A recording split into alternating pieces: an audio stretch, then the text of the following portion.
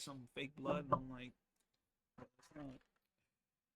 How do they even make custom toys like that? Like, do they just straight up They like just buy they it. just buy all the pieces and then mesh them together how they want, or are Yeah. they actually crafting stuff? I don't know. Oh, yeah. I know there's one guy that does it, and he gets like the materials and stuff like that. I follow him on Instagram, Mm-hmm. and he makes it like he stitches it. He'll like buy the naked bodies, Mm-hmm. and then he'll like figure it out. Oh, you could probably buy like stock parts, Yeah, kind of like exactly. plain And parts. Yeah, and then he gets the clothing and he sews everything himself yeah. and shit like that. That guy, this guy, Legend of the Daywalker, who's like the resident like Blade cosplayer. Oh yeah, I know that guy. He's got like a ton of Blade like custom made figures. I bet because there's not many of them. That's what I'm saying. Yeah, so he had to go out, but they're like all in this like specific uh different iterations, and I always thought that was cool. Like they have like the OG orange vest one, and Okay. it's like, but it's like an actual stitched joint.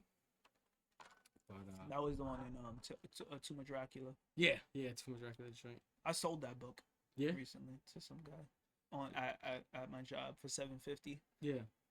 How's that been actually holiday season selling comics? How do you feel about it? Like, has it been obviously busy, but like, does it feel busier because of everything going on? Does it feel There's a lot of stuff exciting going for on. anything? It's busier than usual just because um it's just a whirlwind of stuff that's been happening. Mm-hmm. Um, obviously, Absolute Batman has been taking over the just the world in general. I The saw. world. I pulled up to the shop the one day you said you had just left. It was mad busy in there, and I'm like, you know what? I'm gonna chill, but I'm gonna come back because I wanna. The moment I went over there, there was a guy. He literally went down the absolute rack and just like Yeah, bought all the copies, yeah. and so I just walked out the door. Yeah. That's been happening a lot. Um, that's bringing it like Ultimate Spider-Man. It kind of set the motion. It brought attention to the hobby, and then I think Absolute Batman kind of blew it up. Mm-hmm. And we've been getting like a lot of people. I was actually speaking with Scott Snyder. Um, Shout outs to him. Yeah, he did a signing at your shop. Yeah, I mean I didn't get to speak to him too long because I had went after the store closed to come and pick up some stuff, and obviously they let me chill or whatever, so I got to speak to him for it was very very brief, but he was it took a long time, but only because Scott loves to talk to the fans, and there's not many creators like him. Like he want to listen, and Mm-hmm. obviously he wants to know what people like and how he can improve the story. And you being like respectful because like I'm working here. I ain't trying to like Yeah, yeah, Debo past this yeah. 8-year-old who wants to talk to. Yeah, and that's what I'm saying. Like that's why I went. That's why Yeah. I went to get my stuff signed, but I went when it was like when it was Like wrapping finished. up. Yeah. Yeah. But uh, so I spoke to Scott, and he was saying that he always remembers a lot of people that show up. Mm-hmm. Like if you go to his signings more than once, he remembers you. And he was saying like this, he remembered like he's seen so many new faces, and he was also saying that like and we were talking about how there's a huge female reader base that he's managed to tap into. We briefly touched on that, and then he had also mentioned that it's a lot of people's first signing event, their first con event, and their first getting their first book signed. This is the first title they're following monthly and stuff like that. And I could see it because there was a lot of people in that line. Because sometimes I like to go, I like to look at the line, and I like to walk around and see what kinds of people are in the line. And there's a lot of people that don't even look like um belong in that line. Mm. So a lot of girls too, like a lot of girls, like more like I mean If the normal person will go on there, they'd be like, there's not a lot of girls, but for like a comic book signing line, there was a lot of girls. No, I get that. I get that. If you got if it's 1 in 10 and you got 100 people, you know what I mean? Yeah. 10 girls to show up for a Batman comic or And signing wait for in this line. and wait in line 2 hours. Yeah, that's good though. I think that's cool that he's tapping in with those people. And he seems like the right kind of person because I feel like our like cultures when it comes to like this stuff, I feel like it can be gatekeepy and it can like fuck with people. Oh yeah, like even the people me being gatekeepy. Who accused you of being gatekeepy? Or just in general? The comments. Oh, the comments. Fuck you, TikTok. That's all attitude. First off, a lot of those people are probably not from New York and they don't understand how attitudes work. But also, at the same time, I always like when people are passionate about something because it shows me that like they care about it enough that maybe I might want to care about it. What's really gatekeeping is when you're just like in person, in somebody's face, telling somebody what they need to know or what they can't do, what they can't. I'm just telling y'all to read other shit. shit. That's what I'm saying. I'm like not you're more along the line of like aggressive recommendation. You're just like stop reading the same shit. Yeah. Let's put other people on the If map. anything, that's anti-gatekeeping because it's like, yo, here's some shit behind the shelf that you really should be listening to. I'm begging you to open up the gate. I'm begging you. I'm giving you the keys. I'm like, please take the keys. And it's like, I'm preparing you because what you're gonna see might be crazy. That's all. That's all it is. Just be prepared. Oh, but this is a cool little the Bleeding Cool news right there. Yeah. So those are like the top 10 most bought comics. Yeah, we looked at these one of the recent episodes we did. That one's coming out in like a little bit. We're actually only like one session behind right now. Even though they're coming out like kind of weekly, they're a little behind. It's the holidays. I'm about to like speed them up more because now with these sessions we're able to like clock in. I cut it in half. Usually get like 2 episodes out. And I want to do it where I'm able to kind of just be ahead so that way they're coming out more frequently. But the last time, the one that's just coming out, we actually start using this and you put me onto this. I think this is like a cool, I think it's just like a cool check of like, okay, this is what people are reading right now. This is what's hot, and Batman's sweeping. Absolute Batman. Yeah, that is crazy because some guys I follow, they got their own podcast with Cover Price. If you don't collect comic books, or if you do collect comic books, if you do or you don't, you should check them out. It's very informative. So pretty much, even the beyond the top 10, because they go up to 20, it's all DC. Mm-hmm. So that's pretty cool. And I own about half these. Well, I think I own all of them. To be honest, I own all those books. I own all these except for number 6 and 7. Okay. And Lobo seems to be coming up because of what we might be talking about in a little bit. I got a couple things queued up just because like it's been a couple weeks and there's a lot of random stuff.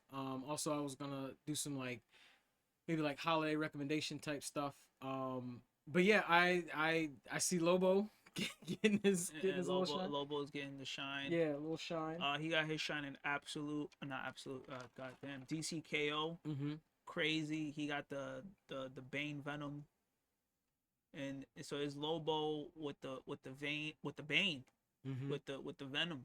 I thought that was cool. That's number 1, right? Yeah, that's issue 1. Yeah. And then this is the latest issue, I'm assuming. No, that's number 1 as well. It's just number 1, different covers. Yeah, okay, that's the Jim Lee variant. Okay. That's the number 2 is the latest one. Okay. So people buying the one crazy because it's just getting popular. Yeah. And more popular. That's the other variant. That's like cover B or some shit. Okay. But I guess people are buying that one now because they got priced out of the first one. Yeah. It's another absolute. I didn't know that was absolute. I thought it was like, what the hell was that? Nice. I think that's like 3 or 4, 3. I don't know. But yeah, man. Shout outs to DC. It's just crazy to see that all of these are up there because it was usually Marvel for a very long time, but the tides are turning. Tides are turning, and it's we've said this before, but I feel like it just keeps needing to be said. We need to create an equal space here because it was weird that DC wasn't able to get a foot in. No, not at all. You know, and In obviously anything. we're talking. Yeah, I mean, I'm talking mainly movies, but even you were telling me in the comic front, yeah, like even then they weren't selling much. But it's like we act like these properties aren't, you know, over 50 years old and aren't good. Like they've been tested that they've been good because every Batman movie does pretty well, like either from pretty well to phenomenal. Superman has a core fan base. All these other characters have a core fan base. So like Marvel, you gotta sit down for a second. Just let it happen and let's create some space because the fandom's getting larger. Like you said, people are coming in every day and they're doing different things. This your guy, right? Yeah. This your guy? Nice guy. Nice. Nice guy. Yeah. Very, very nice. Probably one of the nicest guys in comics. And just to even finish the thought of like, yeah, people are gatekeeping, and sometimes it's not just the fans. It could sometimes be the creators. Yeah. It could be the creators being is. like, maybe they're set in their ways. Maybe and shout outs to Chuck Dixon. Shout outs to Chuck Dixon, that fucking piece and of shit. You know, I'm talking from like different, you know, because I'm learning more and more about the world of the comic book world, but I feel like all fandoms have somewhat similar through lines. And I'm like, there's always just like niggas set in their ways, like you've talked about, and I'm like, they just don't want to give new people an in because they feel some type of way. And to know that this guy is like talking with people, giving people the time of day, oh, that's cool. I consider that a plus. So listen, any creator that wants to listen to people, you know, get feedback, improve their shit, ask people what they like, you know, it shows that they're in it for the, you know, for the long run. I actually bought that. Oh, nice. And that was the one thing that nobody. That's a print. That's just like a print. Nah, that's a big ass comic. Oh. And that was the one thing nobody wanted to buy, and I wanted to buy another one, and I was like, man, like I should buy another one and cut out the pictures so I could frame it. Ooh, yeah. And then I do just, like panel things. Yeah, and then I forgot about it, and then whatever. But it was crazy because I didn't even realize I had the first issue. Mm-hmm. And then I was like, oh, like, damn, like, because I was like, man, I didn't think I bought the first one. And I was like, you know, I would just buy this one. And then when I had went to go look for that, I went into my box and I had number 1 through 5 or 1 through 6 or something. And I was like, whoa, I really did buy number 1. You just stacking them up. Yeah, I don't know, bro. I just be buying, like, I never turned down a number 1. That's a fair, because you even said before, you never know what blows up. So it's like if you had it just off the rip of like, boom, that's $8 right there, $6 right there. Let me just get that real quick. Yeah, and I think my first initial reaction to this was like, it kind of looked silly. Like, why is Batman that big? You said it grew on you. You said you didn't really like the story, but that happens though. Especially for someone like you who's been in it. I'm not gonna say it's the most amazing thing I've ever read, but it's entertaining. Like I don't take anything from it, and I can understand why people who haven't read comics before are like super into it, or some people that are into Batman are into it. It's got some really cool, interesting stuff. The whole world that Scott created is very horror-esque, horror-centric. I've always gotten, like you said it, like there's some Berserk, there's some I feel like there's some Sin City in this a lot, like just that kind of like, I guess it's the shading and then also the attitude of everybody. Well, Frank, the creator of Sin City, contributed a lot to Batman. Honestly, he's one of the reasons why we even have a Batman this dark and gritty and realistic, because he was the first person to do that with Dark Knight Returns. Yeah, absolutely. Okay. Yeah. So no, yeah. But then I can see the legacy continue with it, because every time I look at somebody's shots, you see that thunder, that's a reference to Frank Miller, since you know. Yeah, that's what every time I look at this, I never brought it up, but I was just like, I see a lot of Sin City in this for whatever reason. Like but now I know. Yeah. It's weird because for me, it's my cross section is I'm big on movies, right? So like I like movies, and then obviously when I watch movies about superheroes, whatever, they pull something from comics. Oh, Sometimes it's not the best stuff.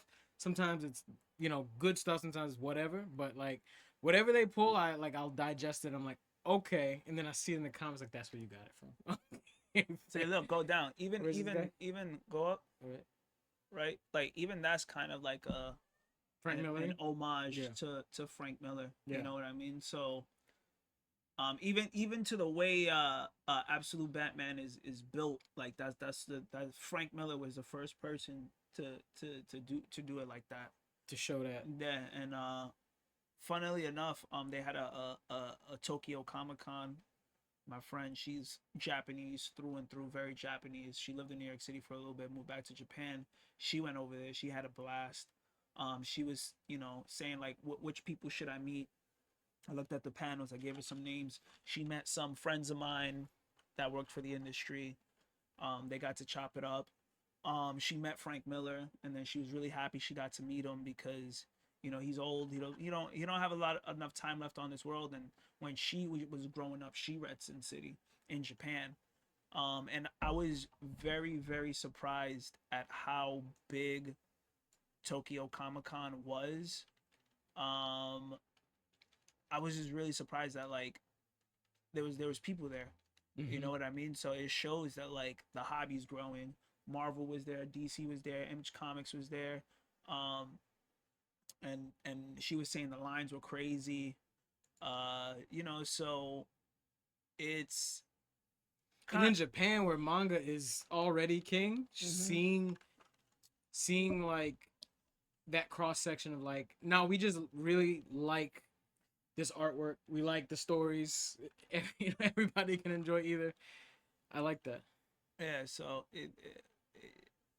it was kind of crazy to see. Yeah. Well, not to see, but well, I guess to see and to hear that, it was pretty packed. And there's a market for it even on the east. So I would say like right now, um, I would say just more on the reader aspect of it. We're hitting this peak of like people that are getting into the hobby and Like a maybe like a cross pollination type. yeah we might have like a renaissance of comics. Uh, To beat AI. yeah, that's Because it's getting messy. well, I mean that's like a whole nother thing. Well, I only say it because and actually it's one of the tabs that I have open. So I've been on my last couple episodes. I've been talking on and on about how much I appreciate One Punch the manga and how the anime's got me nervous.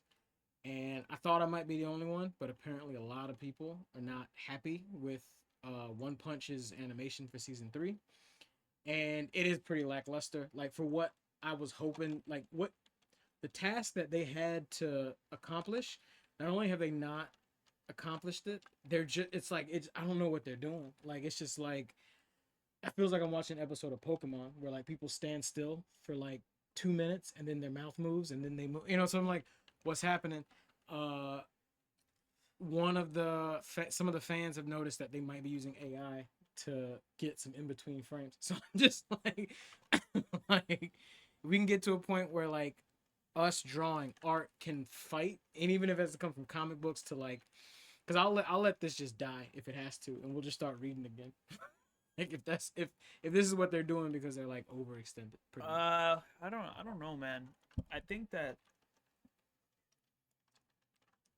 there's a I'm not gonna name no names, but in American comics, there's a few people who on the discords and stuff like that. There's a few people who we suspect might be using AI, Mm. whatever, but we can't really prove that. So, um, I'm not an animation mate. Like I'm not really into animation, and I don't watch anime like that. So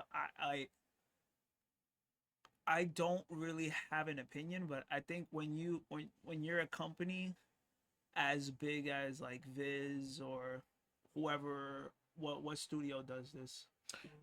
Right now it's Mappa, but apparently they're gonna switch studios because Mappa can't. So, and this is what's been happening. It just like in the animation world, specifically Japanese, anime, because it's getting popular. It's getting shipped over here, damn near day one with subs. Like the people are like, or with dubs, Mm. like day one. Even I feel like this is too much. Like Didn't they do Vinland Saga? they did, but the thing is, they're so popular. So So and then it's everybody wants them to do their shit, right? they're overextended. It's like they're really on sweatshop time, where it's like they are overworking their artists, they're overworking their people, and when the seasons come out, they look not great because it's like you're taking on 50 projects, bro. Like, and it's not an exaggeration. I think they like 1 year they were clocking like over 20 projects, and I'm like, you're moving too fast. And I get it, you're like the big guy or one of the big guys, but you're starting to like mess with the product where it's like, hey, people who don't read, there's some people who just don't read, they at least get a really cool experience. Sometimes even a better experience depending on who you're talking to. But now it's just like, no, it's not that good. Maybe we'll just go back to reading. Like maybe everybody's about to start picking up books because, they're just getting messy with it. But yeah, I think it's gonna leave Mappa because whatever. So AI, I don't know, man. I don't Some 6 finger thing they caught.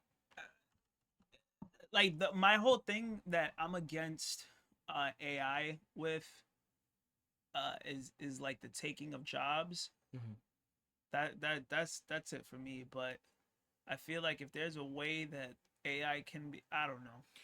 No, and I get it. I get it. I don't know. I It's a touchy subject for me because one way I can see how AI could work and help people, right? Mhm. But we damn well know AI ain't they ain't using it to help niggas. They're gonna use it to cut more jobs. cut more jobs and get people out. But when it comes to things like art, like actual physical drawings, which is why I like anime, because I see why you like comics and you like books. Anime is like, and animation is just that, but multiple frames, and then you get the thing. We used to see it, we used to feel it, we used to like you go to you watch an old Dragon Ball episode or Yu Yu Hakusho, whatever. You can literally see the lint in the frames because they had to film each frame, and it's like that's real art to me. Like you can feel it because somebody drew that. With even what they've been doing with the digital temp pads, where it's like a lot of this stuff is drawn on digital. It's not drawn by hand anymore. It's drawn on the iPad. Cool, that's fine, but you still get it drawn. The moment where it's like no one drew this, a machine, someone typed into a machine and was like, "Can you fill in frame A to frame B, and we'll cut time?" Like it feels weird. It's just like it don't feel the same anymore. Um, and I think using AI to cut out whatever is fine, but anyway, people are getting flagged for it. But I feel like I don't know if comics have used AI. I don't know if you know or anything like that, but like I feel like There if comics stay true and it's getting there's a artist called Francisco Matina. Mhm. Francisco Matina. Werewolf Blast was in the building too. Yeah. He got caught using AI, and it was the most hilarious way. Mhm. Um, and we had to take all of his posters down in the shop. Oh shit. Yeah, it was like it wasn't good. And Mm. then, yeah. I think he's back doing work in the Image Comics, but I'm not too sure what he's up to. But he did a Superman cover, and then um when they put it up for pre-order, the bottom of the S was fucked up. It was weird. Like the bottom of the S was like very weird. It has like a thing. You can tell because it's not perfect. Like it's like Yeah. a little, And I guess he missed it when he was going over it. yeah.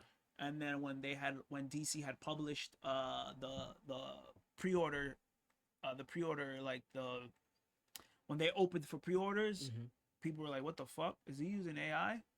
And then they investigated it, and then he had posted some shit on his Instagram that was like, "Oh, look at the original," and then he just drew it. You could just tell he just drew it. He just drew it. Yeah, he just drew because he was like, "Oh, look, I have the original," and I was like, "My nigga, shut up." Mm-hmm. Uh, I think these companies like I don't know. I think they're just not, they're not aware of how like dedicated and smart people can be I to would, sleuth this shit out. yeah, Like, I would say in animation is probably not as, like, obviously you'll get shit for it, but mhm. I feel like in the comic book world that could just end your whole career. No, and that's why I was like, why would you even stoop that low? Because you're drawing a still, like like and even you know what's crazy? For me, it's like, so like you boom, like some people caught some shit like this where it's like, this is, it could be some AI between frames. The thing is, the idea of AI is that it saves you time, right? Like you type in a thing, in seconds it'll give you a frame, and then you can move on. Then if you're gonna use AI to save time, then you can use a little bit more time to like clean it up. Like at least clean the shit up. Like like if you knew this was gonna save you a day, then you can take an extra hour to like make sure that all the digits are there, and like, so that way, all right, so we use some AI, but you might not know until season 3, or you might not know because we've been covering our bases. Instead, they're typing it, shipping it out, and I don't know if that's laziness on the teams or if it's just like corporate pressure. I don't know what it is, but it's like we're catching it early. We're catching it like really really early. So I don't know. I just I hope they tighten up. I do too. I hope they tighten up because if we're now using AI for comics, then that's No, that'll never happen. And I think in fact DC they got like machines and shit to like see if like if your shit is on AI. I oh, know like their scans, like they need to like yeah, take your yeah, scan and yeah. shit. They I know like Jim Lee, he was like there will never be AI. So I know they have technology and ways of them knowing now. I know that they're investing in it like very heavily. Mm-hmm. Um, I mean, and obviously there's other people where they're just putting out work at like a crazy rate that I'm not. There's artists that I'm like, damn, like there's no way you could put out this much work in this amount of time, Mm-hmm. but obviously we can't prove it. Yeah, Um, there can be freak cases. There's Oda with One Piece. There's so and so. There's there might be like one in every, I don't know, 10,000, one in nah, every but there's millionth artist that may just have the work ethic. yeah, It's but possible. there's some people that are like so good at digital art where they get accused of Mm. using uh AI. You Mm-hmm. know what I mean? Like Derek Chu, he's like one of those guys where it's like his work looks crazy. Mm-hmm. Stanley Lau, like a lot of people accuse him of using AI, and it's, you know what I mean? Like it's not, So now we're getting to this um point where it's like a lot of people are accusing artists that Just work hard. yeah, yeah, Yeah. that are just good at digital art. Well, the thing is, I think that's just a unfortunate. Not to put any pressure on those artists. That might just be a necessary like tester, because if you push people and you press them on the issue, and then the real ones who are like, nah, I'm out here, check what I do, then you're good. But the ones who are clearly lying, if you push them, you're gonna see them fall, and then we can get these people out the way. You and know what I mean? and a It's lot of like, and the reason is because those AI algorithms that be doing all the superhero shit, mm-hmm. they reference their work, Mm, so that's why it looks AI, yeah.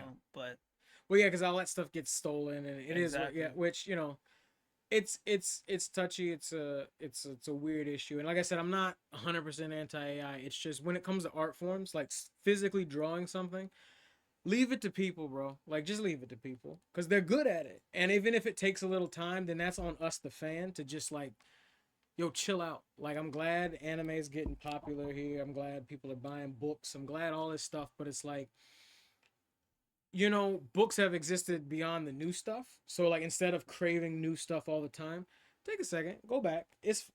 Give these people time to cook, so that way hey, well, why don't I read something from the 90s? Why don't I read something from the 2000s while I'm waiting for this thing that I really like? Something already existed, and then you still feed the beast. It's just like, I feel like there's a culture now all across the world of like, I need it, I need the new stuff, I need the new stuff, and then the corporations know that, and then that's why they're like, well, we'll just use AI.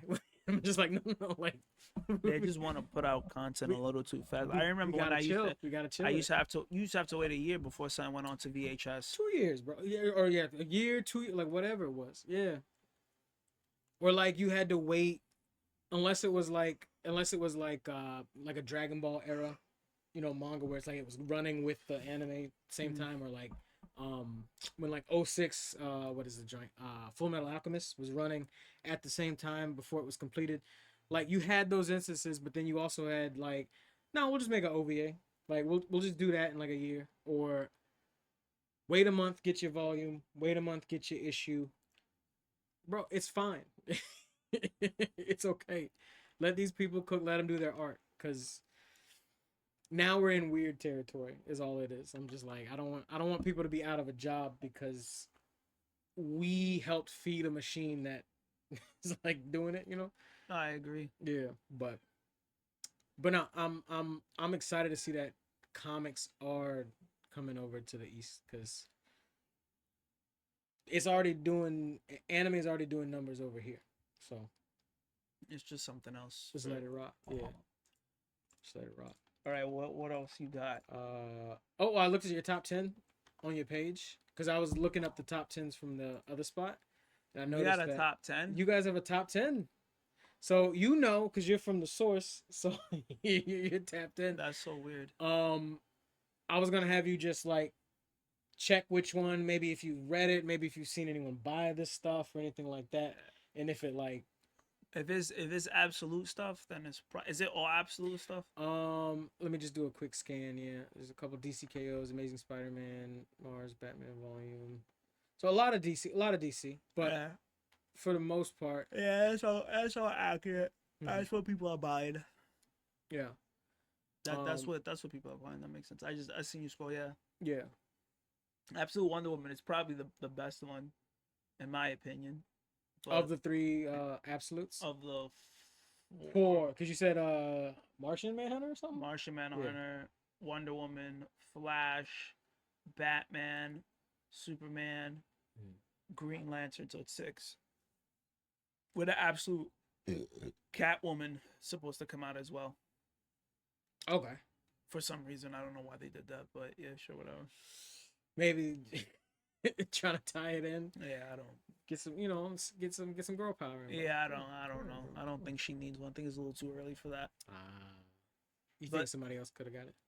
um, Who would you want to actually have an absolute Batman? Like who would have an absolute absolute series. series? Yeah. That's a good question. Um, absolute Constantine. That would be cool. Ooh, Constantine slept on, man. Good movie, great. Like I think it had a TV show. It had obviously the comics. Yeah. What is up with why? Actually, that is funny. Why Constantine hasn't gotten, I don't know, the shine that it probably could have gotten. Uh, for a lot of reasons. I think that not many people are into noir type stuff. So like people, I guess. I mean, this is just my opinion. Mhm. He's not a character that fights with his hands. He's more of the he does a lot of like talking, tricking, conniving, thieving. Mm. This and this is from I've not read like some of the newer stuff like New 52 and the Sandman stuff. So this is Sandman TV show had him as a cameo yeah. in the Netflix joint. So because I know they did the Sandman universe and they had Constantine. So I haven't read any of the new stuff. This was just from me reading from like Jamie Delano, what's this guy, Garth Ennis, which is one of my favorite writers, Mike Carey. This was like from the Vertigo stuff, like the DC Vertigo stuff from the 80s up until like the early 2000s. That's the stuff that I'm most familiar with because I've tried to read Constantine after that when I got older, um and they just made him more along the lines of Doctor Strange Mm. with, and I kind of didn't like that. I don't like seeing Constantine next to Superman, Batman, Justice League. Like he because he's He not. should be more street level kind of situation. Yeah, because he's just not the kind of guy that and I get that characters evolve, but I don't like the Constantine that stands next to Batman and Superman and Yeah. Zatanna and Justice League Dark and all those other people because he's not a superhero. Like he's not a hero. He's not a good guy. He's not a bad guy, but he's not a good guy. Um, he does whatever he does like he can to get the job done. Whether Mm. it's betraying his best friend, whether it's um putting people he cares about in harm's way. Like the dude will do whatever it takes to make sure evil doesn't win. And if it makes him evil, then it's like whatever, so be it. You Yeah. know, and he uses a lot of he tricks people, he manipulates people, he lies to people. He'll lie to the people he works with, he lies to his friends, he'll lie to the demons he's up against, he'll make deals, he'll work with the demons, he'll betray the demons, like whatever he could do. And he doesn't really throw hands. He don't really throw hands like that. So and then if he has to fight, he'll go to other people to do the fighting for him. So then like the obviously the like the Keanu Reeves Constantine was just more of an exaggeration with like the gunplay and all the gadgets he's got, the That's James Bond Batmanery, Yeah, no, bladery that's not of Constantine. Constantine. Listen, the most Constantine I'm familiar with is Jamie Delano. Okay. That's some of the best Constantine I've ever read, and that's unequivocally Constantine. Mm-hmm. Obviously, there's Garth Ennis who also did a really good Constantine, but uh I'm most familiar with Jamie Delano, and I think that that's the best Constantine. Mm-hmm. There was one comic book where I saw fucking Constantine, like he did some Doctor Strange shit, and I'm like, why is he doing that? And I was like, it was New 52 or Yeah. some shit like that, and I was like, yeah, I'm not jiving with this. Um, I have not read the new Constantine, so I don't really know if they had like went back to his roots, but I've read a few Constantine stuff in like 2016, 17, and I was like, or whatever New 52 was, and I was like, yeah, this is not it. Mm-hmm. But I mean, somebody could tell me if they did or didn't, or like you see, like this shit, like Yeah. what are we doing, bro? With these Yeah, firepower dude. Constantine. Like, I'm like, what the fuck is going on here, dude? Well, I think it's the I think it's the um what would I See, call look, it? go down, Ma- go This down. No, one more, go down one more.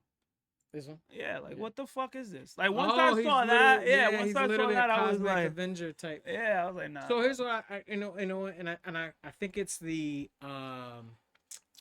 Guardians of the Galaxy effect. So it's like, you take a not so known property or not as popular property, you put it in the limelight, you have it flashed up and turned to 1,000, and now it can stand toe to toe with like bigger entities. So that way, everybody the money moves upward, right? Because then you can get Guardians of the Galaxy books and merch sold, and it's like you're instead of relying on your heavy hitters, you're building new heavy hitters, right? Maybe they're trying to do that with Constantine because he is a popular character, and like I said, like from someone who's just on the outside of the comic book world, I enjoyed the movie. He has cameos in the Sandman series that was on Netflix, so it's like this is a really cool character, and if they're like, well, maybe we just need to give him like a level boost. That's not who he. Yeah. That's not what made Constantine like Constantine, right? Like I had never walked into a comic book store. Well, I've never walked into work and had somebody say, "Yo, you read that?" Like this is silly. Yeah. Why is he in the like? Why does he have his own Justice League? Like it just They're trying to grow the brand, baby. They trying to grow like, that that was brand. always silly to me, bro. Yeah. No, I think even just giving it an absolute in general and just making it dark, gritty, This gives me some Blade Runner vibes. I don't know. I fuck with that. Do Constantine in like a Neo Japan, Neo China. I mean the thing. I know he was in India once, but Yeah. they already did that with Martian Manhunter, so Mm-hmm. I doubt that we'd get one for Constantine. But I would see I would like to see like their take on Constantine. Um, but he's more of like a H.P. Lovecraft Yeah. kind of guy. Yeah. He's more of like what's that movie with Evil, Angel Evil Heart Dead reference. kind of guy. Yeah. You know, like Constantine is like Angel Heart the movie. You know what I mean? I don't know if you ever saw that movie. I don't think I have. Well, check it out. it's a neo noir. Okay. It's got Mickey Rourke and Robert De Niro. Robert De Niro plays the devil. But anyways, so like, what the fuck was like? What is that, bro? Like, it's a firebender, bro. Come on. No, I get it though. I get it though. I think Constantine's always getting beat up. Yeah. Yeah, he's always getting beat up in the book. Just figuring shit out. But I get it though. It's supposed to be more more noir, more LA noir and less yes. JLA. Yeah, that's the perfect way to put it's LA noir, but with demons. With demons. Demons are committing the crimes. And it's very political. Talks about gentrification, talks about racism, talks about cults, people that get caught up into donating their money, talks about pedophiles, PDFs. Yeah, it talks about a lot of stuff like child runaways, abuse, child abuse and things like that. So it was a really good book. Shout outs to Jamie Delano. And also no shout outs to DC for fucking making him. No, he's an Avenger now, bro. Come on, he's a Sorcerer Supreme. Like this is that's fucking ridiculous. He's a Sorcerer Supreme, bro. Dead in America. That's a Master Roshi. Like what is that, bro? Gadget right there. That was in Naruto. I saw that in Naruto. I did like how they did I did like for all the shit that I talked. I did like when Constantine met Doctor Strange. I thought that was cool. He went to get the Eye of Agamotto. That's kind of cool. He just needed it. I just needed it. That's what's up. That was cool. But that'd be my pick for Absolute. Okay. That's what's up. And then so like I said, most of this, a lot of absolutes. So we got Absolute Superman, the DCKO that you were talking about. That's like went kind of crazy at Comic-Con. Amazing Spider-Man Volume 7. Don't know who gives a fuck about that. I don't know. Maybe it just it was doing something. I guess that one I don't know. What is this one? Mark Spears Monsters? I don't know what that's Mark Spears is an up and coming artist. He's been shaking up the world a little bit. His books were selling for a lot of money. I bought some of his books. I mean, if you there you go. If you go down, more by Mark Spears. Oh, so he did some other stuff. He did some. No, those are different monsters. Okay, is this like Universal Monsters or is something it just like that? Okay, yeah, something like that. Okay, that's what's up. That's what's up. So like more graphic novel type stuff, or just random stories type situation. Nah, it follows like a Monster Hunter. I don't know. I just bought them because I like the covers. I never read it. I'm gonna be honest. No, that's fair. And again, you work there, so it's like if I see it, I want to get it. I know the first issues go for a lot of money. I own a lot of the first issues just because I know they go for like $300-$400 range. Okay, yeah. If might as well, and like I get it though, also because you read a lot, so it's like if I got access to it, let me just pick it up, and if I get to it, I'll get to it. I do that with gaming. I do that with games all the time, And then obviously I do that with like manga recommendations, comic book recommendations. I'll buy stuff on, free comic book day and just like boom boom boom, add it to the list. Or if I find out like a character I care about has a comic or some sort of media, I'll just pick it up off rip and then I'll get to it because I'm busy and I don't got time to do everything. But no, that's good. And then Batman Hush. I heard that was garbage. Hush, isn't that old? It is. They did a Hush too. Oh, Hush 2. Okay, because I remember the first Hush. I heard about that. Not even being in the comic world for a while. For I don't know, a handful of years, I would do comedy shows in a local comic book shop in North Carolina. Really good guys, really good venue. They're doing really well. Comic books are growing so much. They literally pulled a barbershop too. I've talked about this. Oh yeah, when they own across the street. They own across the street spot. And they would, house comedy events, but the dudes were talking about Hush back in 20, I don't know, like 2015, 2016. They were talking about this whole New 52 Hush thing or whatever it was that was happening. But I guess they're doing a second joint. It's not good. Oh, okay. They delayed it because they want to get the ending good. But nah, that wasn't. Number 162. Okay, so you said this is just a commercial cash grab, but it is what it is. The DC one was better than the Marvel one. Okay. To the surprise of no one. And then what is this? Is regular Batman? There's 3 different Batmans. There's Batman, Detective Comics, and Absolute Batman. Okay. And then there's Batman and Robin, Robin and Batman, Batman and Robin Year One, so on and so forth. Okay. So there's still Batman a bunch Dark Patterns. This is the one I think you showed me a cover of before, where it's like a classical blue cowl. Yeah. Yeah. Okay. Yeah.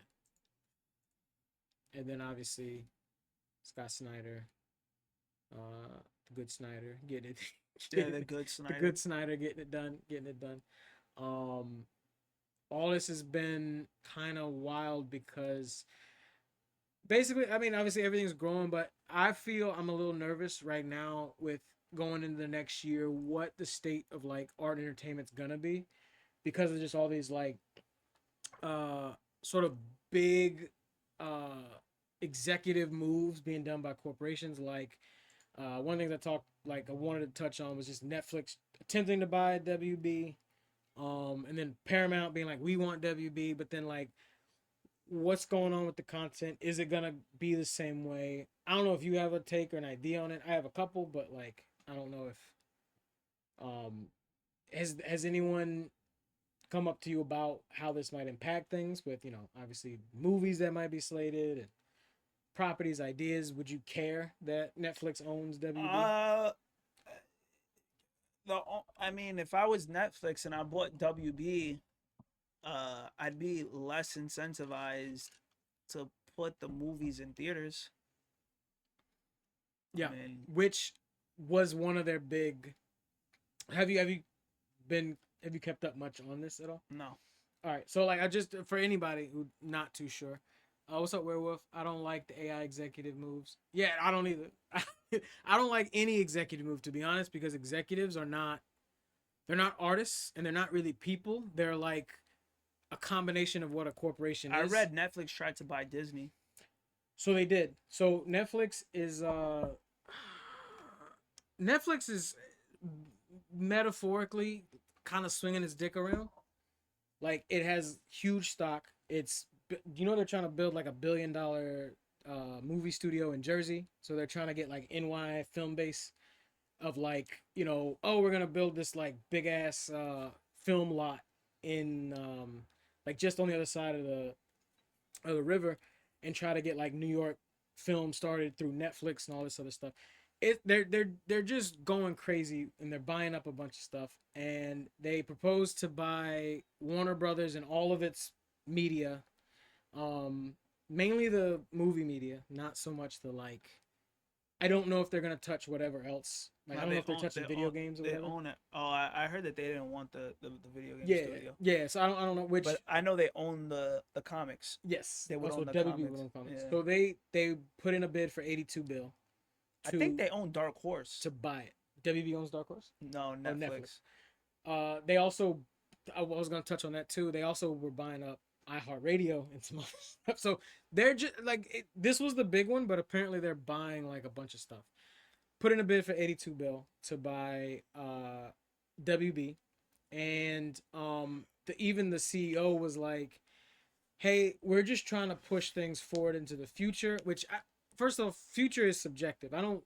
Not every future is what you want, but he basically said like, yeah, movies are a dead medium, like theatrical releases.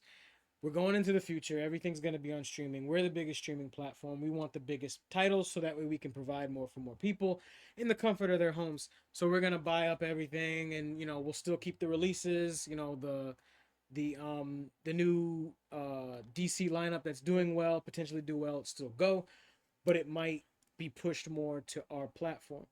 Paramount was like, fuck that. We'll go up to 108 bill, and we're gonna try to keep kind of like WB in the Hollywood side of things, so that way we'll still get theatrical releases. I know And Trump's we'll boy owns Paramount. No? exactly. So Trump is like trying to.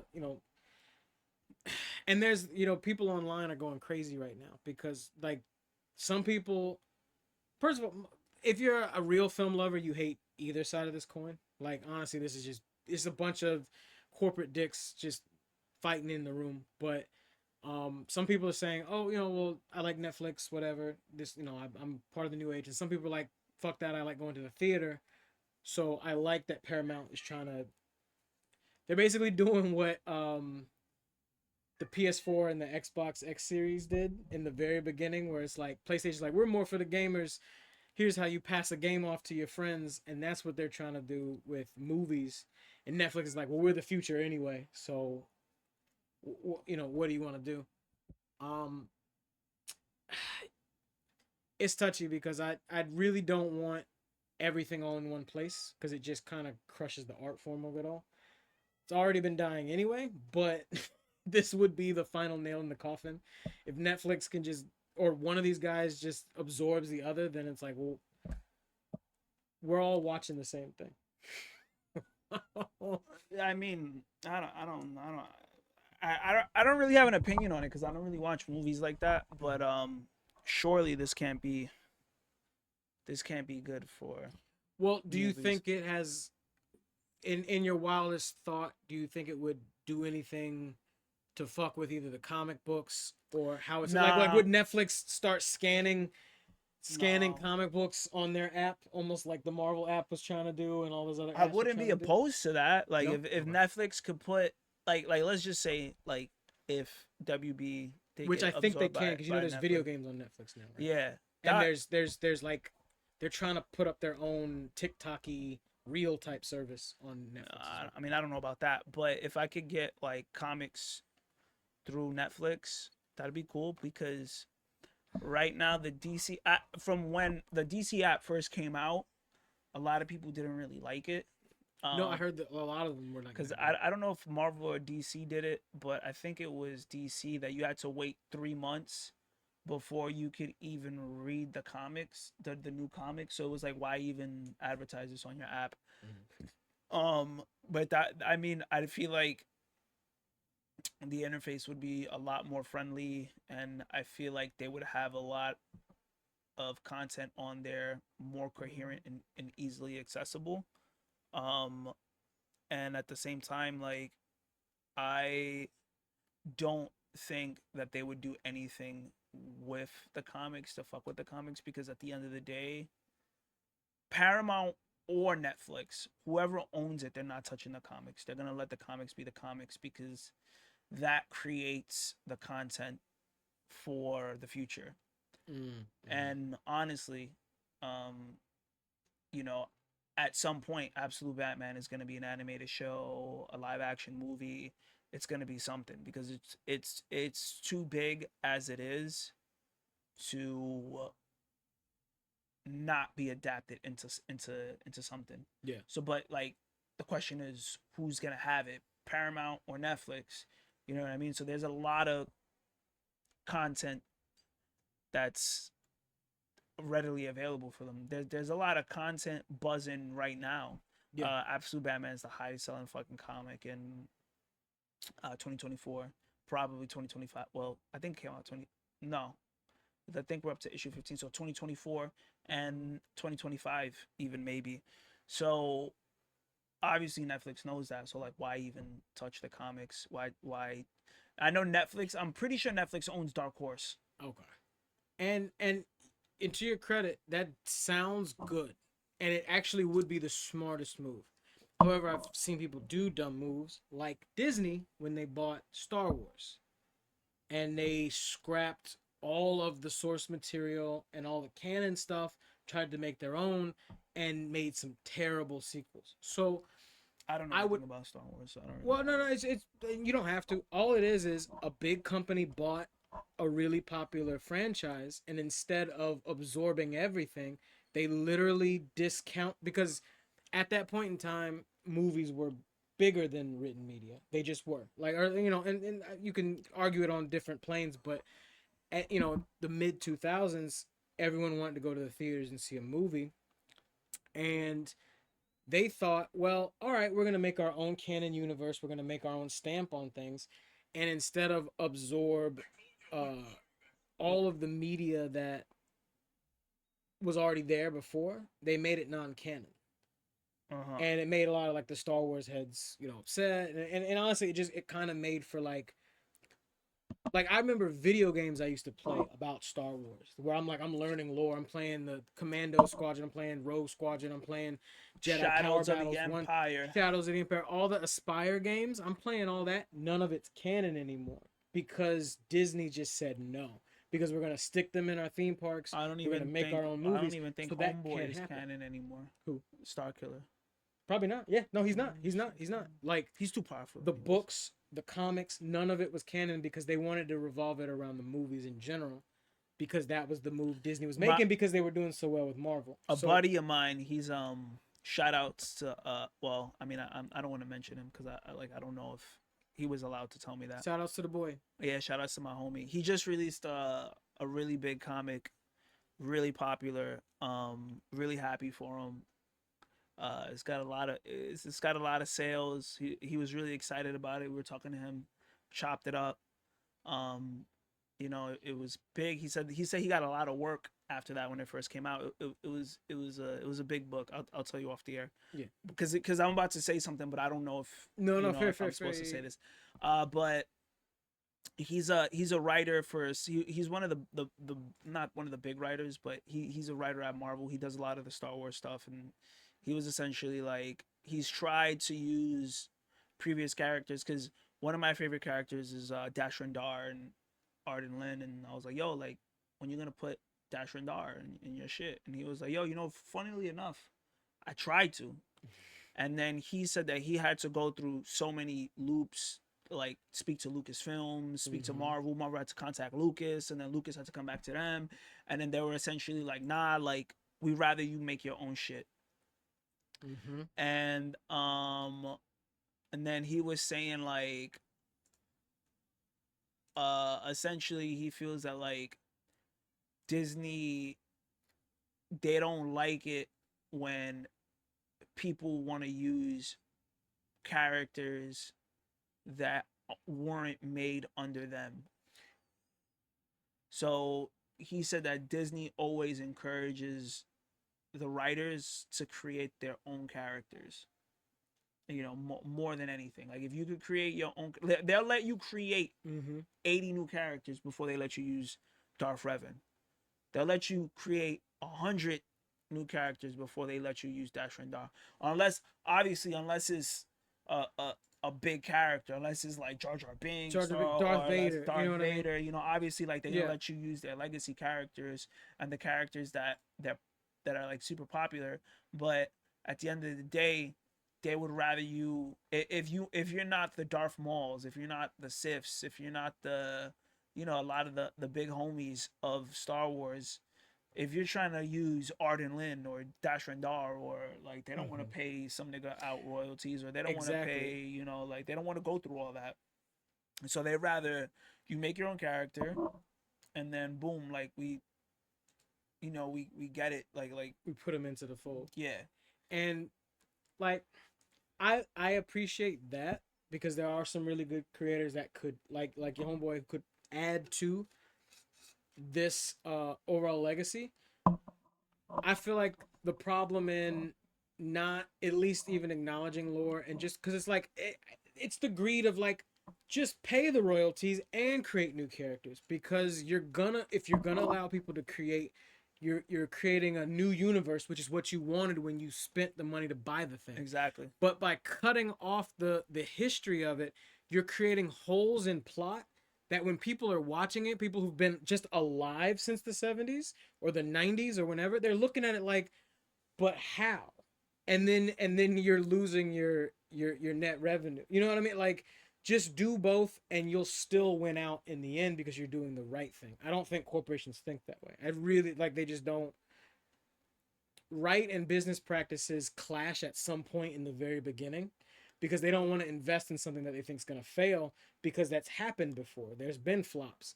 But when you come with like certain properties, you have the opportunity to win on both ends. You just literally have to make the small sacrifice in the beginning. They just don't do it.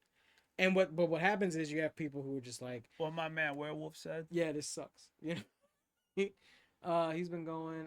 I think Netflix will add a different subscription that'll be added, and you'll have a higher price than the regular. That will probably happen. Yeah, or like That will when probably happen. Disney did ESPN Plus and Hulu, Yeah, because Disney also owns ESPN and Hulu. and Yeah, and they're all throwing it all in the Disney Plus app. It's like it's a weird because you can go to Hulu to watch Hulu stuff, but then you can go to the Disney app to watch the Hulu Hulu stuff. which makes no sense. It's all messy. With comics, but I think that's what I think. And then movies are still good, of course. Yeah. Um, I don't know if Netflix will do what Hulu did. but Though. all that to say is like I hope they don't touch it. But just seeing what I saw with the Disney Star Wars situation and how people were like, and I honestly I like there's a lot of stuff in the visual Star Wars media that I was like this just isn't hitting, and the reason why it's not hitting because it feels disjointed. You're trying to like you're you're basically like I don't know like you're like lying to me in my face. You're gaslighting me and saying it's the same, but it's not the same, but it's the same. And I'm like, but it's not because you're telling me you I don't know. So I hope they don't do that.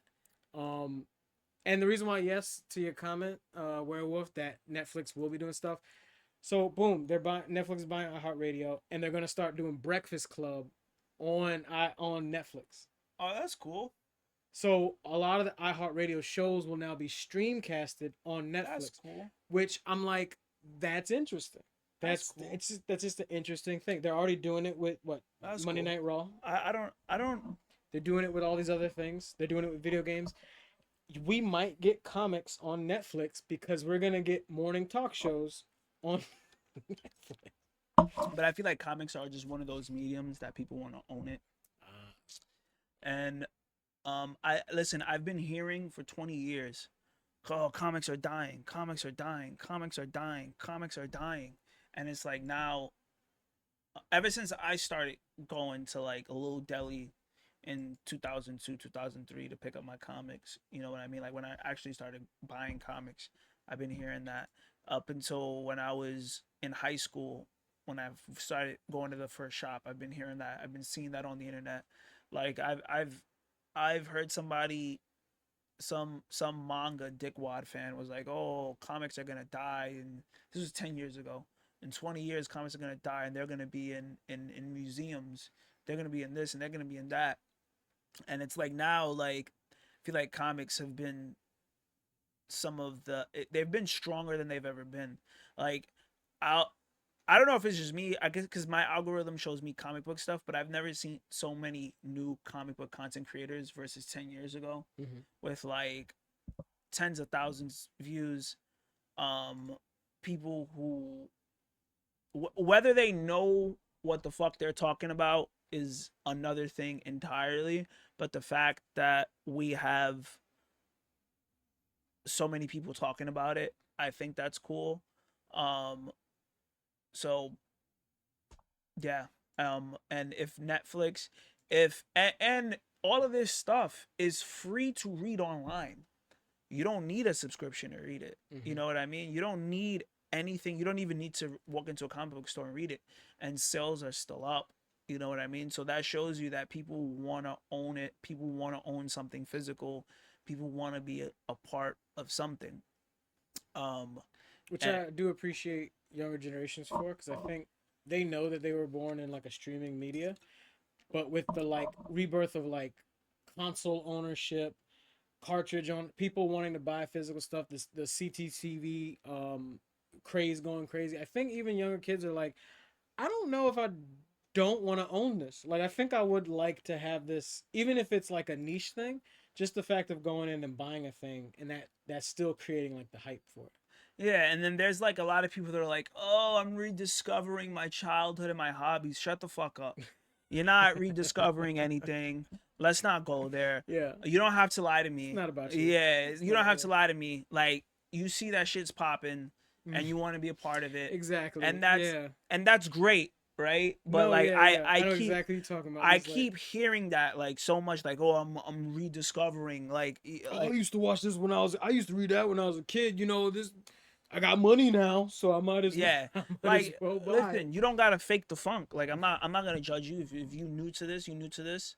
You know what I mean? Like even like just because you were kind of into it when you were a kid, like that doesn't mean shit. You know what I mean? So, um, that's cool. But I think you know what's so crazy about this too is like, can you type in the GameStop Best Buy girl? Oh, I know about this girl. I know exactly what you're talking about. Yeah. Yeah. Yeah. I know exactly what you're talking about. Yeah. Click go click that. Wait, no, click go down right. Click that. Okay. This is the average GameStop worker now, Yeah. which is Yeah. crazy to me because I said Forever Plastic. I know that girl. yeah, Yeah, we all know that girl. which is crazy to me because I can't believe we're at like, I mean, I'm not gonna say that this is the average GameStop girl, but I do see a lot more girls in GameStop, and whether or not this is what they averagely look like, I just made up that word. That's another case entirely. But this is the kinds of girls that people assume work at GameStop. Yeah. You see it in the stream, you see it in There's the everything. meme, the big titty golf chick that works at GameStop. Bro, I'm 35 years old. 20 years ago, or like 20 plus years ago, let's just say, when I was going to EB Games, regularing there, Mm-hmm. when I was Funkoland, EB Games, whatever, no one ever looked like this. Ever. Period. Ever. No, Ever. no. Not even a fucking customer. It's a nigga named Daniel. And if you did see a girl there, she was dragged there by somebody else. Mm-hmm. So we're at a peak of the hobby, and this what gets me upset is there's nerds out there that are angry at this. They're just angry at this. They don't want girls like this in the hobby. They don't want girls like this to play video games. They don't want girls like this to be streaming. They don't want girls like this to have OnlyFans. They don't want girls like this. Who gives a fuck? Who gives a fuck? Isn't this what you fought for? Yeah, this is where we're at. Like don't you want girls that look like this to be in the hobby so you could put them on to shit, or they could put you on to shit and you could talk about the shit that you like? Blocking your blessings. Yeah, bro. And then like, why don't you want this? Like, this is a time for us to rejoice, because when I was like, y'all niggas will never know how hard it was for a nigga like me when I was 14, 15 going into GameStop. There were no girls in there, bro. There were no girls. Zero, bro. Zero. I'm like, and not that, like, to say that like that's what I went into GameStop looking for, because I didn't. But it would have been nice to have some friends who were girls that were into the shit that didn't make fun of me for liking the shit that I liked, right? And I used to be like, man, I wish that I had a girl that was into this stuff, right? And then there were some girls, but unfortunately, I wasn't attracted to them, and you know, and I'm not trying to And downplay that it. is what it is, because that was the times you didn't know, and that was another thing too, because it's like, yo, like I joke about this myself. I was the dusty nigga in the polyester Dragon Ball Z flaming button ups that they used to sell back when like anime merch was just trash, and the only thing you could get was what you could get, and it wasn't good. No, It wasn't approved by Michael B. Jordan. It didn't have Meg the Stallion on the cover. It was trashware because we were trash people. exactly. And the same honestly can be said, and it's no disrespect to anybody. Same can be said for the girls in that platform. A lot of them were judged by the girls in their scenes because they were the weird girl that liked Sailor Moon or whatever it was, or they like comic books. So they downplayed. They didn't dress up. They didn't contour. They didn't wear their makeup. So we was both on Those are my different. cousins. Those are, we was all fucked up on different. Shout outs to Kathy and Yeah, Samantha. bro. Samantha had the fro with the ponytail. We look She used to dusty, read Chobits. and those girls look wild. It was what it was. But now we're in a world where people can step out of their shell, and we got clothing for the brothers who like want to show that they like this shit and they can look cool and they got swag and confidence now. The girls can look bad now. They can just go out here and look glorious. And then it's an open lane for the regulars who don't know nothing about it, but they want to be a part of it. But to further add to your point, it's just like, oh, the party just started at GameStop, and now we don't want to let nobody in. Yeah, bro. It's lame, bro. We just created a club out of the fan club, and now we want to complain. Now the baddies are here. The baddies showed They're up. here, bro. It's the 11th hour, but they show. Yeah, and y'all just want to fucking, y'all just want some. I don't know, bro. I be seeing like a lot of like comments on the internet on like just people that are like, oh, like she's not real. She damn, she's just doing this for the whatever. I could assure you, as somebody that works at a comic book store, there's girls that look like this that are regulars. I assure you, I see it. I chop it up with them. You know what I mean? There's girls that are like that. I remember one day, a girl that looked similar to this came in, and then me and her were chopping it up. We were laughing. I introduced her to some of my friends, yada yada yada. And then some guy was like, "There's girls like this that come into the comic book store. That's weird.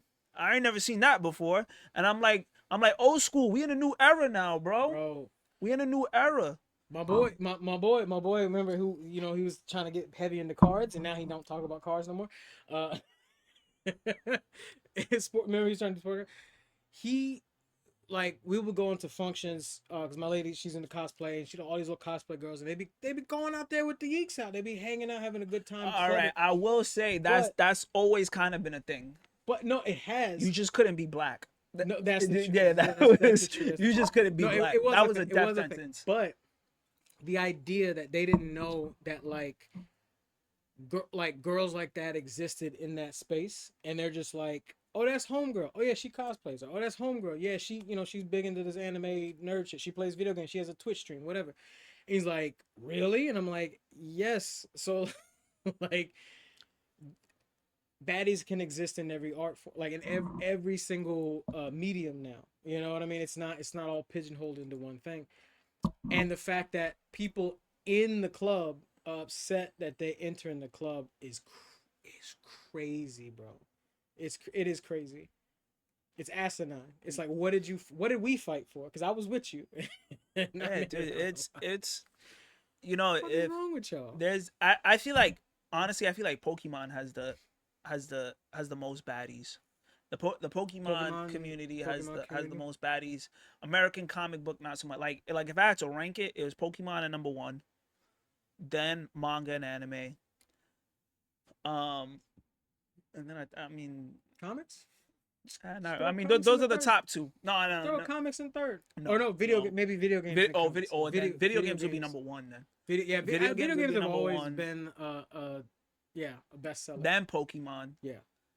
Then manga and anime, and then there's no 4 or 5. There's no 4 or 5. There's no 4 or 5. But then it all meets in the middle. And yes. Now, but let's take it to this point where we have reached comic books. They're in the store. I mean, but this is it's Midtown Comics, right? Yeah. So I guess everybody's there. Like it's No, yeah, not to your horn, but it is literally New York comic book store. yes, Like it's yes, it is Midtown comic. and honestly, Yeah. there's a lot of new shops opening up. There's one new shop called I think New York Comic Book that just opened up. I've been seeing like a lot of social media buzz about them, Mhm. so I guess I'll go check them out. I hear they're good people. I hear they're good people. So I want to check them out. So that's a good sign. Yeah. Obviously when more comic book shops are opening up. A homie of mine, Demetrius, he opened up two comic book shops within the last five years or so. Like maybe 2020 around there. I don't really remember when he opened his shit up, but he has two now. And then a third one opened up, not his, but like a new one Mhm. opened up just recently. So yeah, man. New York City has a huge market for comics. Um, a lot of people's first comic book shop would either be Forbidden Planet or Midtown Comics. Mhm. So those are the two biggest in New York City. And that's always cool. That's always cool to see. But yeah, man. Um, the girls are here. You know what I mean? They're arriving. They're coming in groups. You just gotta get your You shit can't together, you bro. can't stop them. Just get your shit together, bro. And if you try to contain them, that would be considered sexual harassment. So I Bro, but it's just you get listen. We are in the age of information, ultimate information. You can ask AI to get you a whole playbook. yo, I remember You there can was this ask one AI to guy. get you a whole like, yo, how do I change whatever I'm doing and still be myself, and it'll figure it out for you, bro. There was Like, there was this like, one guy that was trying to rizz up some girl, yo, and he was like, yeah, I've been reading Berserk since the '90s, and I was thinking to myself, cap, because Berserk, the English translation, came out in the early 2000s. mm-hmm. So, but whatever. Maybe he was fucking thumbing through that shit, He trying was to not figure thumbing it through out. that Of shit. course not. But even still, the tools are there, and now the people are there for you to have the interaction that you want. You just gotta, bro, apply a little effort, because I promise you, they amongst the type of people, the women that love this stuff, kind of chill for real. To be honest, on a sliding scale, kind of approachable if you know what you're doing. Like they're not what you think they are in your head. To be honest, for the most part, you just gotta just don't be do nothing crazy, bro. Just lock it in. I oh, I agree. Yeah. Let me see. Let me see. You can touch more on. That's a good. Ooh, that's a good half. Like I'm starting to visualize now where my cuts are. I kind of wanted to go into. It's gonna be a little after, probably just after holiday, but just in general, like things people might want to get, things that you would recommend in your time being in uh basically like dealing in pop culture media, comic book media, video games and stuff. I was thinking of like things you think people should check out for, whether it be the holiday season or just the start of the new year, stuff that they should probably just get into. um Personally, I was big into like games this past year. I got back into video games, so like I've got some, just crazy shit I was recommending to people. I'm a big like Katamari Damacy fan. Um, they got a new one that just came out. It's a third or fourth game that just came out. So I'm like, I get a lot of weird looks for this game because I know a lot of people who know what this game is, who have either never played it or people who did play it and they're like they didn't get it. Like it's like you just roll stuff in a ball and that's it. And I'm like, yeah, that's that's literally that's what the I game is, think that was a part of time where video games were video games, bro. and now video games are trying to be like they're trying to be like art, or they're trying to be like super realistic, and I feel like now games try and take themselves way too seriously. Way too serious, bro. It's simple. You start off, so it's a kooky story, and every game you play, it's almost the same start. Basically, your father's the king of the universe. He's this dude. He's the big boombox head guy. He looked like a boombox from the '90s. Um, Playing the guitar. Playing the guitar. He's the king of the universe, and no matter what, at the start of every game, he fucks up. Maybe he's drunk. Maybe he's dancing around, feeling himself, and or he's not paying attention, and he fucks up and destroys the constellations of the stars. That's what he does, or like a good amount of them. And then your job as his son is to go to Earth and roll up enough matter so that way we can recreate the stars, so that way people have stars again, and the moon and stuff. And so you're a little dude and you just roll shit up and you start as small as like literally rolling up like pins and atoms and stuff. And then you get to I as played big the as first one. you get to as big as rolling up the city, bro. And then there's certain ones where it's like, all right, you need to make the constellation uh you need to make the constellation Taurus. So I need you to roll up at least 100 cows. So now you got a mission and you just rolling up cows and it's funny. And then like the city sees you rolling shit up, the cops will try to shoot at you and they'll start knocking stuff off your ball. So like, bro, it's just a funny ass game. And like Pepsi Man There's and the mosquito, the Mr. Mosquito. it's bro, Mr. Mosquito. Oh, you're the same. Yeah, but the Bandai Namco, early Namco with Mr. Mosquito was my shit. Listen, just when they just fucking made cool games. A new one just came out, and it's got like the 4-player co-op joint to it.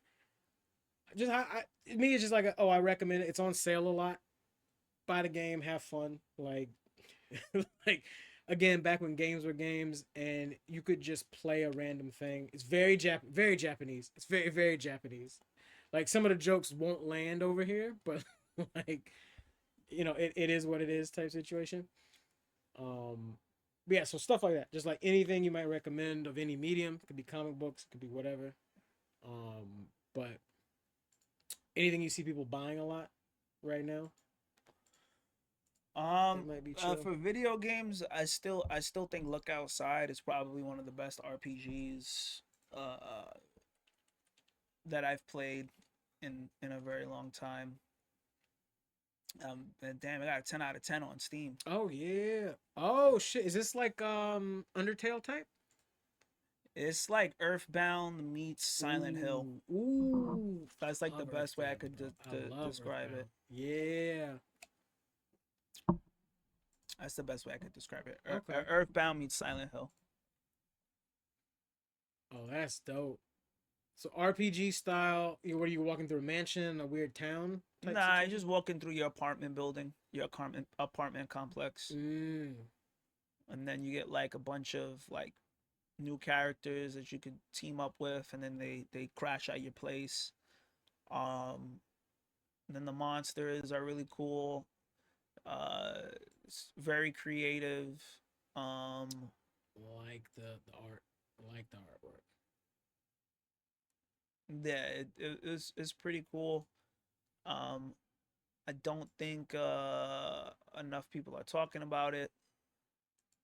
Um, or at least I don't know anybody Came that. out around summer this year. Summer this year. Yeah, they've been updating it. They've this was the final update because the last time I played it, there wasn't many.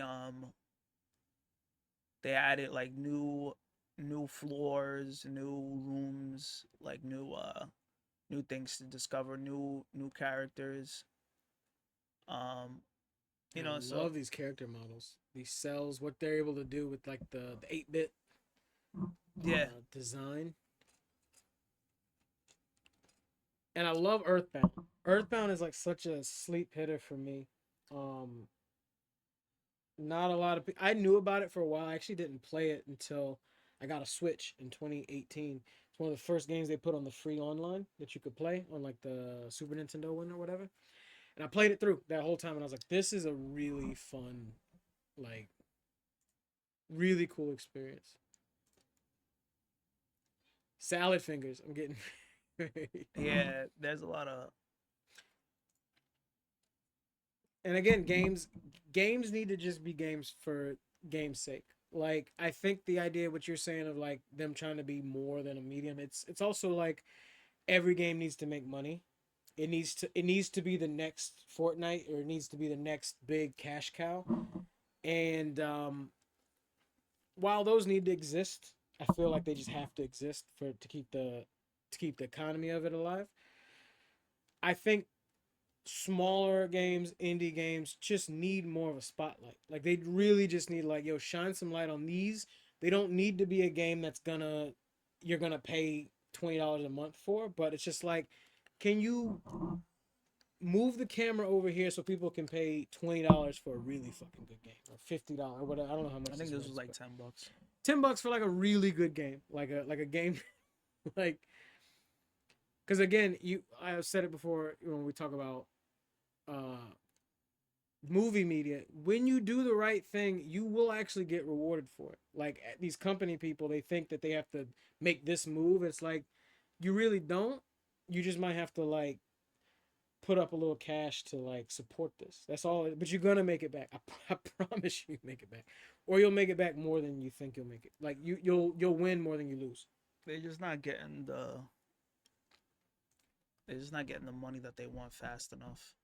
I think that's just a And I think, oh, what the hell? That's Slipknot. What the fuck is it? Yeah. No. Yeah, that's Slipknot.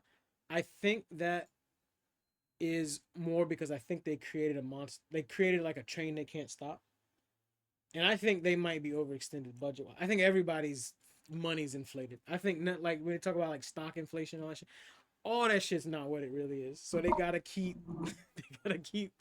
What's the dude? So the dude who does Demon Slayer, he apparently I he think it's a girl. or the girl or whatever, like the company that's doing the anime. Oh, Yeah, never mind. like whoever's doing the anime, whatever that company, they are like literally going bankrupt every time to produce the season, but because the art is so good and so rich and so powerful, it makes it back. So they're recouping every time, but they're basically gambling every single time. Like they're just maxing out their budget and then hoping it works, but it does because they're putting in the effort. But with gaming media and some other medias, I feel like they're doing that, but they're almost failing every single time. It's just like, well, oh, They're almost failing or completely failing. or completely failing every single time. One I also been recommending for a long time that I actually am replaying because uh I didn't finish the story. I got really, really far and I stopped because I was playing other things, and I tried to play it again and my brain broke because this is like one of the most interesting and complex gaming styles that I've played in a game. So it's a Platinum Games game. Shout out Platinum Games. Like very Sega, very if you're a fan of like Bayonetta, or there was another really popular game from 360. You're like a gunslinger type guy, but it was like in the future. It's like over something. I can't remember what it's called. Platinum Games just makes these really, really interesting, uh, mainly hack and slash games, but like, I don't know, they just make these really cool stories. Um, Astral Chain meshes like a bunch of crazy concepts together. So it's Neo Tokyo style. You're a future police, but somehow there's a company that has figured out a way to like pull demons from another dimension, and then special people in the police force can use them as um like a stand, if you think like JoJo kind of situation. And the kick with this is the play style is literally you are playing two characters with both sides of the controller, and like you have to move this person around like he's a You're Pokemon. talking about Vanquish. Vanquish, yes, yes. So you did you ever play Vanquish? I did. I bought it when it came out. Crazy fun game, cool gun mechanics, crazy stuff that still to this It day. didn't age well, in Yeah, my opinion. I no. bought it again and I tried to play it and I'm like, Oh, it's a little, the button mapping's weird. I remember for the I don't know. time It's I was just like, not. it was wild. It's just not something that I'm excited to play again. Fair, fair. And I haven't played it since I played it when I was younger, so maybe it's a nostalgia thing. But for the time, I was like, No, I'd no. never For the seen. time, it was fire. For the time, I was like, I'd never seen anything like this. Now, I still play Bayonetta 1 religiously every like year and a half. Like because I bought Bayonetta 3 when it came out, and I'll play 2 is my favorite. I like 3 a lot, but I feel like I feel like it should have launched on the Switch 2, not the Switch 1, because it just wasn't graphically it wasn't what it needed to be to make the game as good. Um, but I love the Bayonetta series, and I still play. I still think it's just revolutionary how they do what they do. I know there's a lot of Devil May Cry influences, but I feel like it did something enough to be in its own lane. This is just when I tell you like you have to play it from the beginning to learn how you're gonna move this character around and do the combos because you have to fight with this creature and you also can fight. So you're like your brain is just being tested on both sides of the controller. But once you get it, it creates some of the like the best like cinematic combo events that like I don't think I've ever played it in a game. There's a thing where it's like you have the chain of the creature. You can move it around to wrap around the demon so that way you can do a final move. But then if you also press the button on the other side, you can do a final move with the final move. Like, and then, mind you, this is the first one you get. You get six more that do different things. So it's like it was a sleeper hit in 2019, kind of like a nobody really talked about it. I didn't realize it until mid COVID. I was just scrolling. I was like, I like That Bayonetta a was one of lot. the first That was one of the first releases for the Switch. It was like Yeah, one of the first waves. yeah.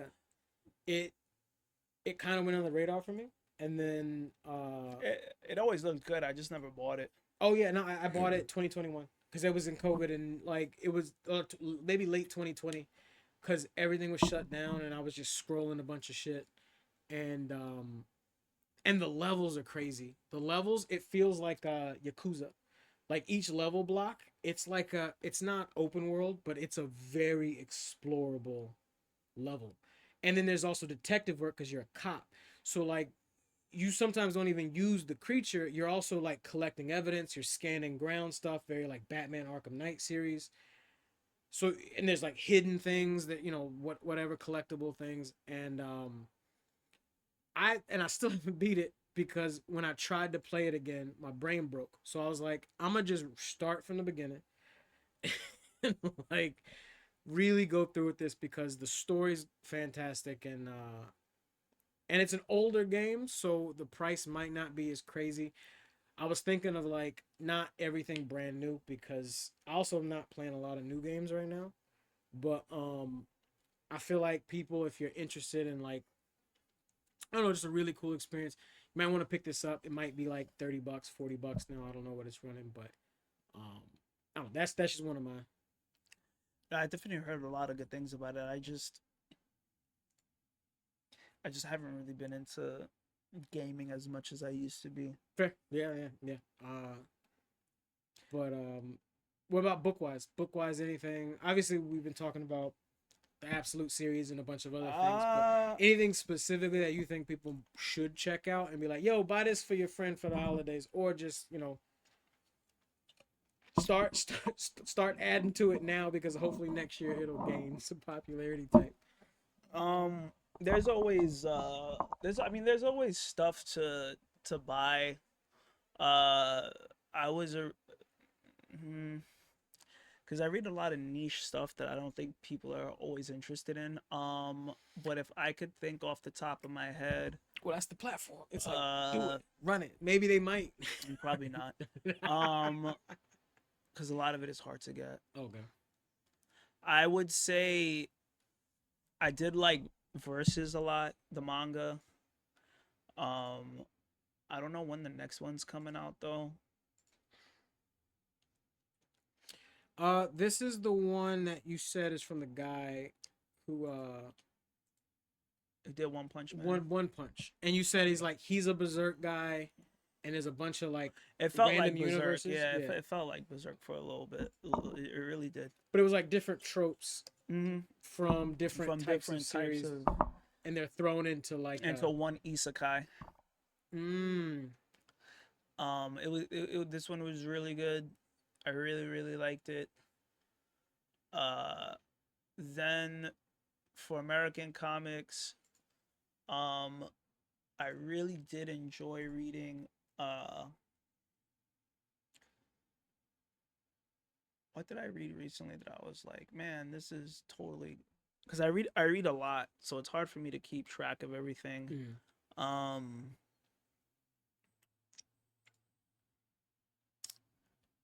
Watch them be working on a show for this, which is why they're just oh, like I hope so. That would be cool.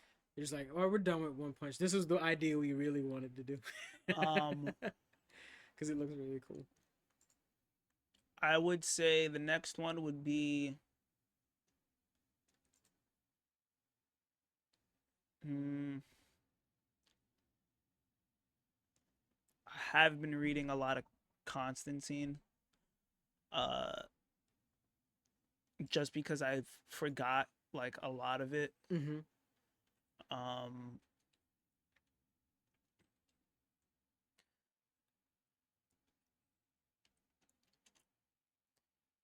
Oh, of course, it goes straight to the movie or the guy.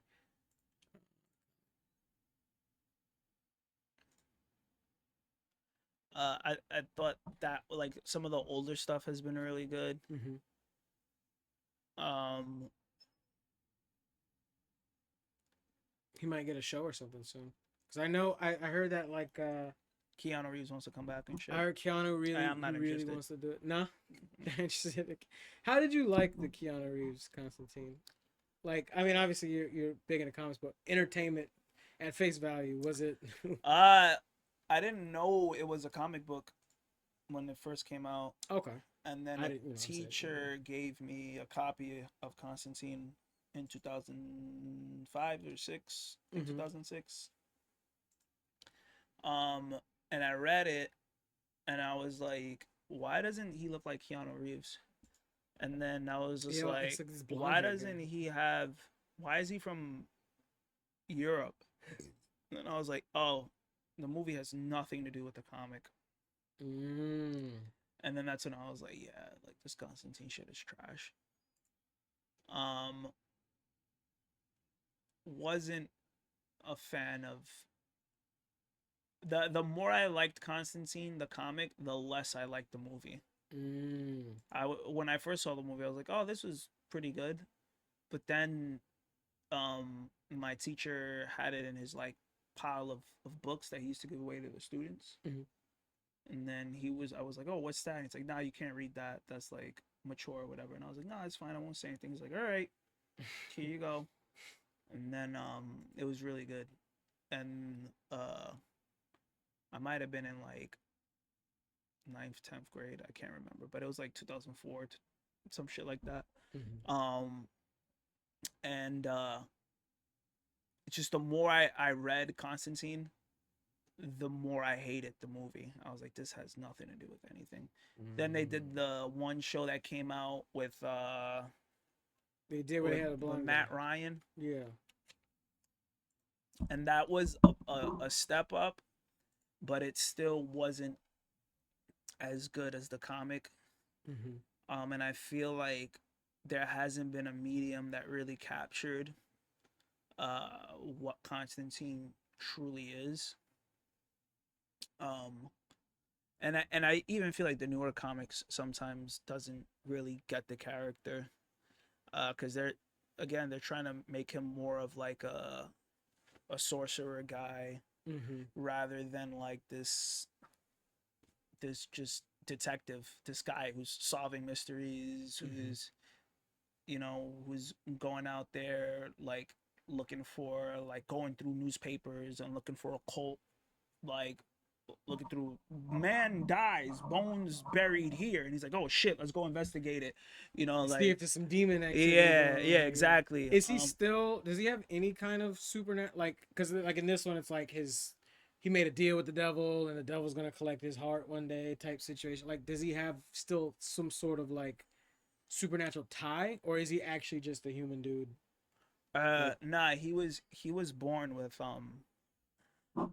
they did one origin when he written by Mike Carey. It was called The Gift, and it goes into detail about when he was a kid, how he found out that he could see and he could speak to spirits and ghosts and stuff like that. mhm. So he could always speak and communicate to like demons and stuff, like he could see ghosts and things like that. um but like again, like he was never really like a magic blasting kind of Mm-hmm. dude. And I think depending on what comics you read, some of the newer ones may come out to be something like that. Mm-hmm. But So he was more like The Shining.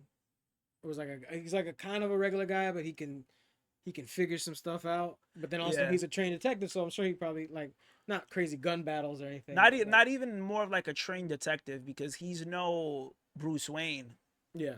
but he's definitely Oh, he just more be of getting out like the mud. a he's like a private investigator, Okay. more than a detective, if that makes any sense. No, absolutely. Yeah, yeah. Uh, Paranormal private investigator. yeah, Yeah. yeah. Um,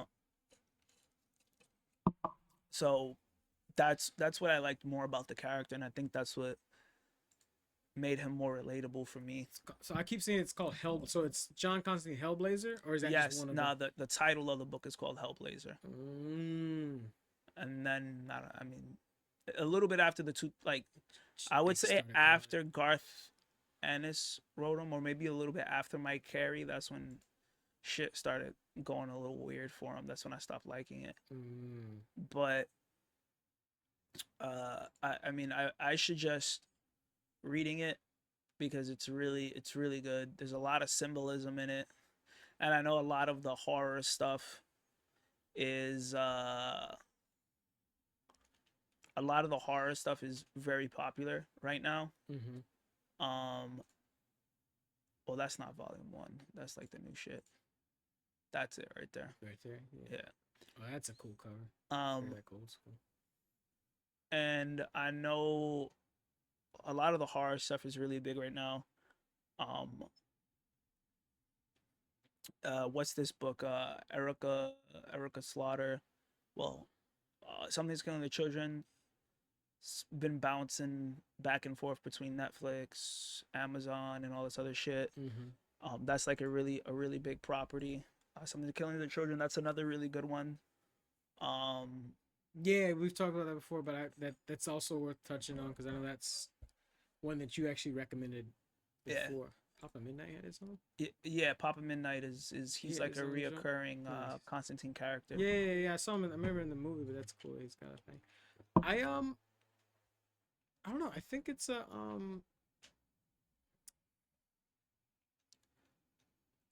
think it's gonna be like a good, like some of these things like coming back into the fold, being like a kind of a good indicator that it could go anywhere. Like it could. You would definitely see this guy in James Gunn's universe. Yeah, That you you know what I definitely gonna mean. Yeah, you 1,000% sure you're gonna see him show up, 1,000% on yeah. the screen And on the also, big screen. and the fact that just in general, like as a side note, like horror media, horror is in like a renaissance right now. I mean, it's been popular, but I like personally just going to the movies the last couple of years and watching a lot of the new horror content that they're putting out, like movie wise. It's just been like really interesting, really fun. Two of the biggest blockbusters in the last year were both classified as horror films.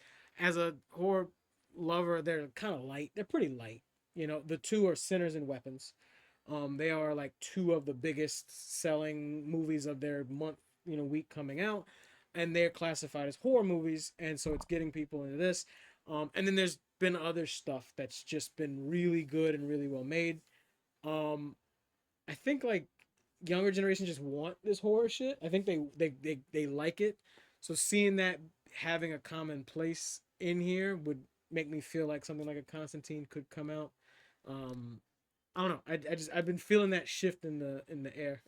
Like y'all like this creepy shit. Y'all Yeah, really like this creepy shit. nah, Constantine is definitely like he's definitely gonna show up, but I like on how they plan to use him is entirely another thing because Mm-hmm. as good as James Gunn is with getting the right characters and knowing how they fit into the universe remains to be seen because Mm. I don't know I don't know how they plan to make him work in that universe. So we'll see. Well, maybe if like what is this joint Clayface? because they said it's supposed to be just its own thing. Maybe if that might be the tester. If like if you can make Clayface and not have an in caption scene with him and Superman, Batman, then maybe Uh, HBO. Oh, HBO It series. Yeah. So like that's been very popular. I don't know if you're watching that at all. nah, I'm not watching that. But That and Stranger Things been really popular right now. But yeah. yeah. But to finish up the Mhm. James Gunn thing, I mean, we'll see, because they could give Constantine a show, and then they could tie it into Justice League Dark, which is what they would have to do eventually at some point. We'll see. I'm just hoping they use my guy correctly, because he's due for something really big, and he's due to be utilized correctly, which is why I'm excited for Supergirl. Yes, which is also one of my tabs I was gonna touch on because obviously what was this revealed at? It was just the trailer just came out. Yeah, That's the what it was. It trailer was just the just came trailer out. came out. Yeah, where the Supergirl trailer came out, and I don't know what your takes are on it. It looks pretty promising to me. Um, how do you feel about it? It looks good. It looks like a lot of action. Um, it looks fine. I saw a lot of people were saying like, "Oh, it looks like Guardians of the Galaxy," and I'm like, "My nigga, like, do you watch sci-fi movies at all? Like, do you like not watch? Like, I was Star Trek. Yeah, Do you know what I yeah. mean? Star Wars. Star Wars, because he like that guy go right. Like they were saying that they didn't like the way he looked, and I'm like, this looks like a Mad Max character, bro. Like we've seen this in every fucking Dystopian movie. yeah, dude. Like I've seen this in Blade Runner. I've seen this in yeah. I don't know what they expect.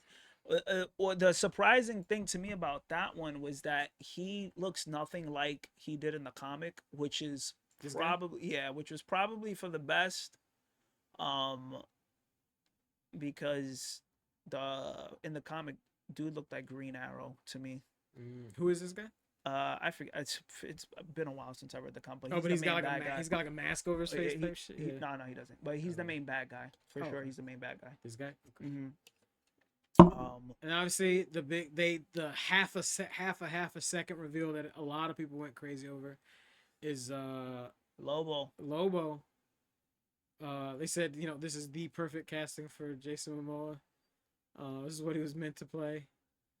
I like that they showed, because I had read somewhere that they did that they were like, oh, that they're gonna reveal it.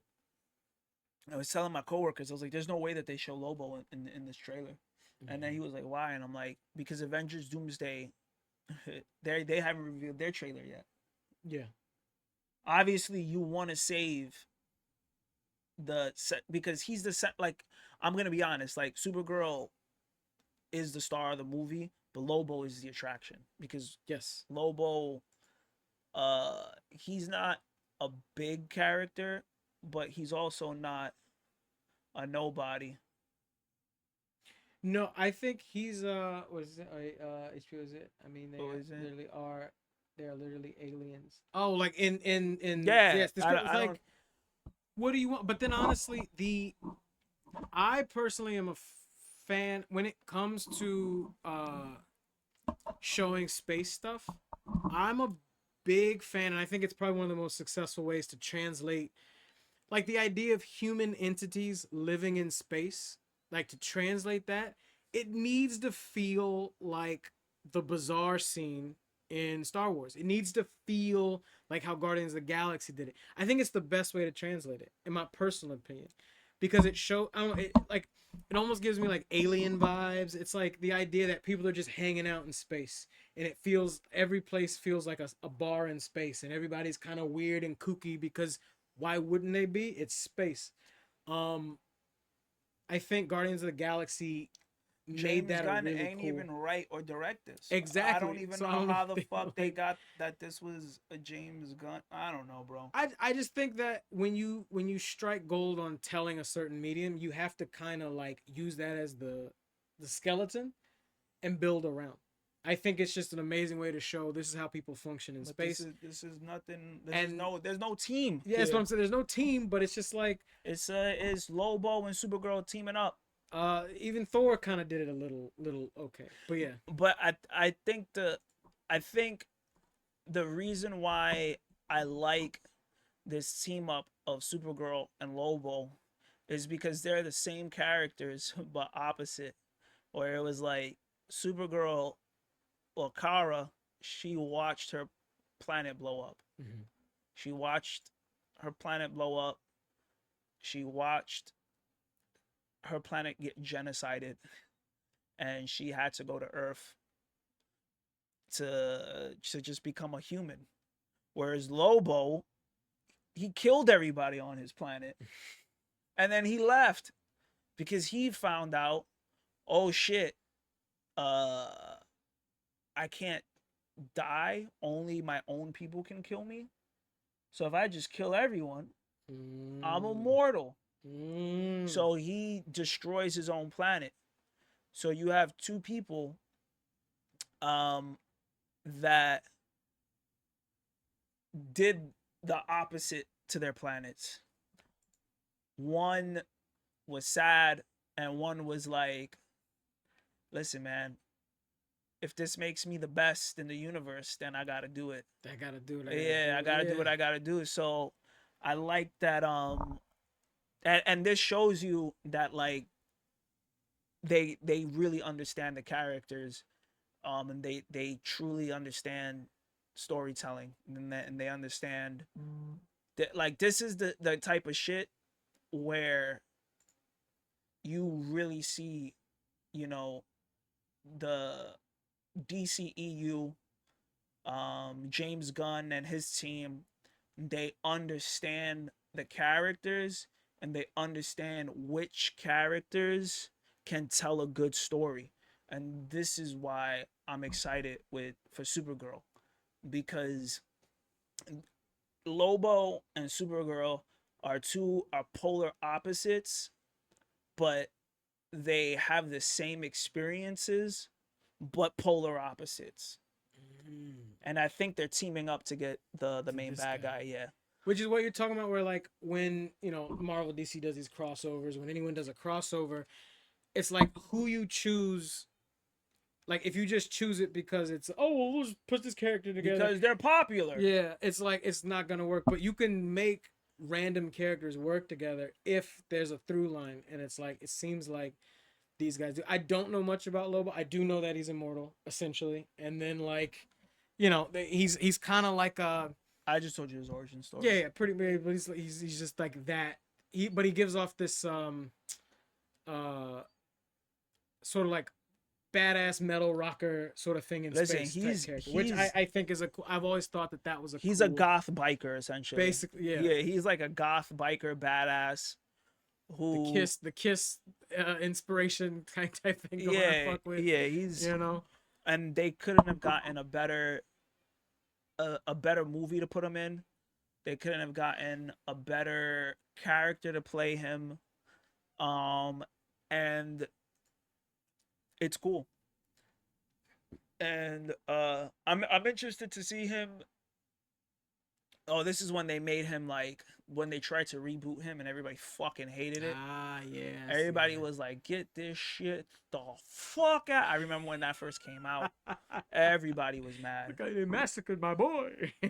Had this nigga look like Kimpachi, Yeah, right. and it's like he went to nah, bro. Yeah, nah. I've always every time I've seen this character, I've always thought it was cool to look like. I thought it was very interesting to look at various games and things I've seen him in, stuff like that. But no, this looks. I'm personally, I'm a Oh, fan that's of. him right there. What's That's that the name? main. Go left. Go left. Go left. That's the main bad guy right there. This guy. Yeah. Oh, so that's the guy that they think that it's probably gonna be. No, that is the guy. Oh, that is the guy. Yeah. Oh yeah, Green Arrow with the Yeah, so I'm yeah. like, yeah, this thing look like Green Arrow. Okay. He's gonna be weird looking. I'm a fan of people. Um, again, I feel like because DC was kind of in the trenches for a while, and Marvel was doing its thing, it almost became fun and popular to shit on anything that was opposing. He said, I would say he's a darker Deadpool. I could see the Deadpool because isn't he kind of quippy in ways, or he's just he's meta because he knows he can die or can't die type situation. I wouldn't say he's like Deadpool, but I would say that he's got some similar powers to Deadpool, where he can regenerate, but Deadpool's takes a bit, where his is just like instantly. Like I've seen his head get blown off and then he grows it back. But I mean, yeah, I guess because Lobo, depending on who he's fighting, he's kind of a punching bag. I've never read a lot of Lobo throughout my life. Like I've always read him in other people's stories, like Suicide Squad versus the Justice League that came out around 2016. He was in it. I've read a few Superman stories where he showed up, a few Supergirl stories where he showed up. Um, uh, so yeah, I mean, I guess there's some characteristics that are kind of Deadpool-esque about him. He's like a funny guy who doesn't really take things seriously. Yeah, I in the cartoon, I believe maybe this cartoon or another one I've seen him in, he always kind of like, but it wasn't like jokey as much. It was just like he just says these funny one-liners Yeah, because he he's a badass. doesn't give a shit about what's happening, and I think that's just like a fun. I think that's something that Jason Momoa could definitely play with, and have a good time with. Yeah, no, I'm pumped for it, but I'm also excited because, like I said, like just talking about how like kind of people would make it acceptable to just make fun of anything DC that was coming out because the hype train for Marvel was so big at the time. Because Zack Snyder was like a fucking Yeah, but I mean, even if they weren't, I wouldn't like as a moviegoer like they were whatever. But I feel like it was almost like just laid on just because they knew it was an easy hit, and I think there's some power in people being excited for something, even if it's I don't know. I feel like people rooting for something will make it better just off the rip of them rooting for it because you see how long Marvel were in good graces, even though not all the Marvel movies were hits. Like when they started releasing 3 a year, I thought Ultron was trash. I thought this shit was exhausting. I thought Age of Ultron was we used trash. to get one movie a year. No, we got one movie every 2 years. Then we got a movie every year. Then we got they were slating out 3 movies a year. 2 out of the 3 weren't good. Like. But because people wanted to show up, it made them better. And just seeing people excited for this mashup out of the gate, having that enthusiasm after Superman did so well, I feel like it's gonna give it good energy. I feel like it's gonna give it this is the momentum where superhero movies aren't even making $1 billion anymore. Barely, yeah, they're barely crossing the finish line. It's a lot of people are buying Women of Tomorrow. Really? Yeah. Which is her thing? Her thing? Yeah. Yeah. Those but I think that was AI. Oh yeah. Yeah, this looks a little out of place. Like that doesn't the dimensions don't seem I feel like that was AI. Random camera in here, yeah. But yeah, no, having a half a second preview, and then obviously they're gonna do a full trailer. They're gonna do one after Avengers Doomsday because I know they waiting. Because like for me, I'm not excited about Avengers Doomsday because it's honestly like what could they do that I haven't already seen? Yeah, you know what I mean. I don't really give a fuck about what they're trying to do over there. Or they're just gonna do what we expect them to do, and then it's just like, well, then you just gotta sell it the best. Like if they show Nicolas Cage Ghost Rider, I'd be like, oh, that's crazy. I'd be like, oh, that's crazy. Like I'll probably show up for that. Like if they do cool shit like that, yeah. Like I don't really want to see the same fucking guys. Like if I could just get an Avengers with all the Fox niggas, with Nicolas Cage, Ghost Rider, bring back Thomas Jane Punisher. You can't bring back Ray Yeah. Stevenson, which is I think is personally the best Punisher. Right, that's Yeah. my favorite Punisher. Like nobody's gonna tell me different. Ray Stevenson is the Punisher. Rest in peace. You already know Ray Stevenson. He's sleeping up there. But uh, like let's get I want to see Thomas Jane Punisher standing next to Wesley Snipes Blade, standing next to fucking Yeah. Get Nicolas the Cage Punisher, movies. standing next to Toby Spider Man. Like that's the Avengers I want to see with Hugh Jackman. Like let's get Yeah. all the Fox niggas in one movie. Like let's really give the fans what we wanted to see this whole time. We wanted to see the X-Men universe. We wanted to see all of these things collide, and we couldn't because Fox owns this, Mm-hmm. Disney owns that, this Put person them owns that. all on Like screen. put yeah, Put them all on. That's the only way you could. That's really the only way you could top I it. don't give a fuck about Robert Downey Jr. I do not give a fuck about Chris Evans. I do not give a fuck about any of these niggas. I saw I these niggas for want. like the last 15 I years of my life. want the 2000s poster that I always wanted to buy. That's what. Yeah, bro. The same generic poster that I've seen my entire childhood that I always wanted to buy, just never bought.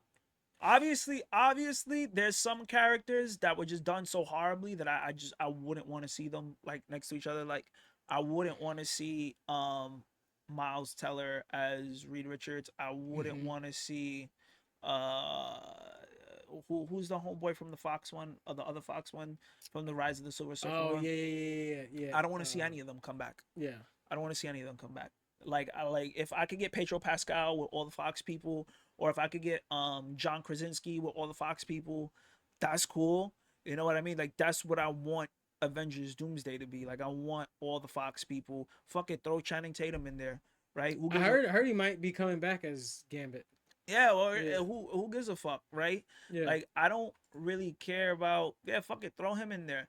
Like I don't Throw Kelsey. Oh, he's an care. old ass. I mean, he old, Yeah, too old now, but I yeah, I want to see fucking Fox Cyclops pull up. Like I want to yeah, see like let's get a celebration. yeah. Throw the Yeah, OGs yeah, in. put the or like make this a movie. Like if you want to do something different, get all the OGs in there. Let's get all the OGs in Yeah. there. Like let them have one last movie and I will be excited for that. But to be honest, I'm not I don't want to see fucking Samuel Liu. Like I don't give a fuck about you. Hmm. Like whatever. I don't care. It's not that I don't care for the Fantastic Four. It's not that I don't care for Pedro Pascal and all those other people. But let let's get fucking Elektra. Let's get fucking homeboy Ben Affleck Daredevil in there. Let's get fucking Tom Cruise as Iron Man. Like let's really cook with the shit. Yeah. Like let's really make it a film that we never got to see. Like the Avengers movie we never got We to see never got. before we wrap this whole shit up. This is supposed to be called Avengers Doomsday. Let's have fucking um the OG Avengers Yeah. fight Robert Downey Doom, Yeah. whatever. So that's that's what I would want to see. And then we could throw Toby in there. You know what I mean? Then we Yeah. could put Toby in Get the there. Toby cameo in there. You Cause get Electra, bring Electra back in full form. mm-hmm.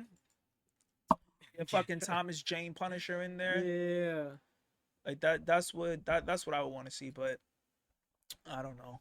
It's on the way. I don't know when they're gonna drop it. Maybe around Christmas time, because they said it's already shipped out to theaters, and they're saying it's like a minute and 29 seconds long or something like that. So, I heard they leaked it. oh, it leaked. Oh, Yeah, shit. yeah. I'm gonna Put it. Go check. on YouTube. Check it. Let me see if they leaked that shit. I didn't see it, Yeah. but somebody made a post about it.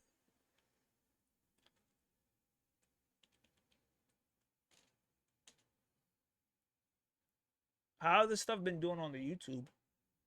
What is it? The shorts on YouTube. They've been growing a little bit actually. Actually, this isn't the same profile as the other one. This is my one that has premium because I gotta get premium for the other one. They've been in the upper hundreds, couple Ks here and there. I actually haven't been checking the comments on them, but apparently they're doing pretty well. This can't be it. That's not it. Foot leak. Leak. I'm a dude playing a dude. I'm not who you think I am. That can't be it. No, So if you're not Tony Stark, who are you?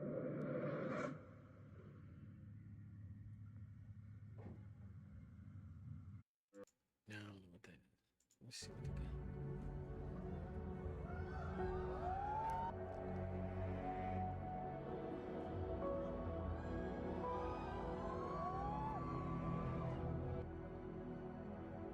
Oh, this is the Cap that went back. So it's the same Cap, the one that went back into time to be with his lady, and then he gets ripped out of time, probably.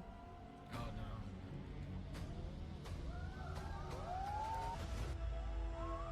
I did hear that it said he was gonna return, but we'll see. Yeah, we'll see.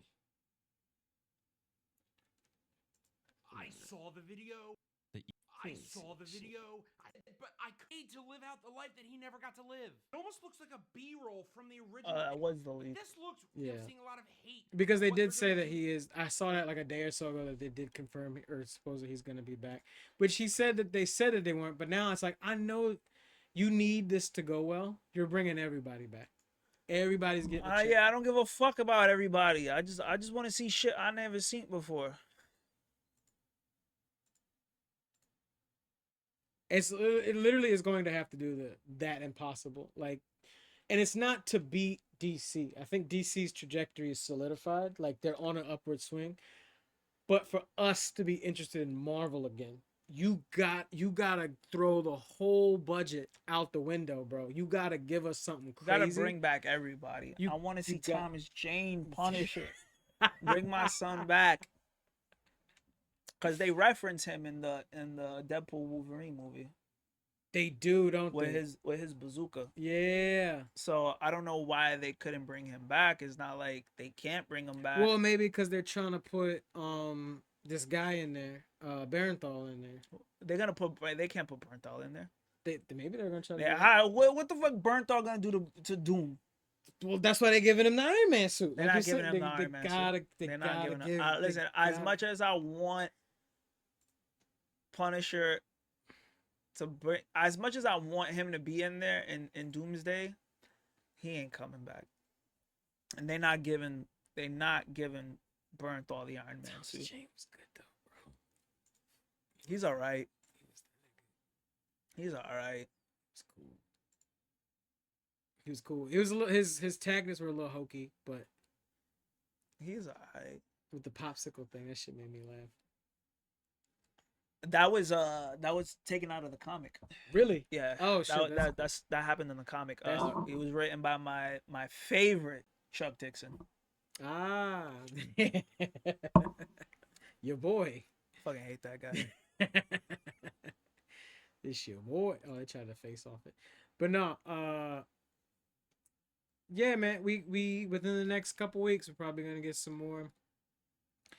I'm trying to remember what big movies coming out maybe on Christmas over the weekend. That's probably when they'll reveal it because they did say that they shipped it out to certain theaters. So, and then when that happens, it's just gonna show up on YouTube, obviously. But yeah, we are stacked up with Supergirl and whatever else. Supergirl's coming out next year, right? Next year, yeah, May. I think like May, June, the summer cycle, whatever it is. Just get the Lobo Compendium. It's crazy. I bought mine. I haven't even To read buy- it buy yet. the Lobo Committee. There's Yeah, so this much. is- There's so much. There's so much that I've been reading manga wise. I've also been reading. I bought Mhm. that. I've also been reading. The creator of Invincible, his first comic also came out in a compendium, so I've been reading that as well. Mhm. That was pretty good. It's called Battle Pope. Battle Pope. Yeah, and it looks like a Bible.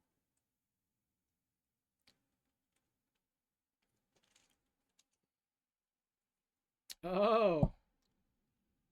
Oh, that's fire. Yeah. And his Jesus is his sidekick. That's funny. Hell yeah.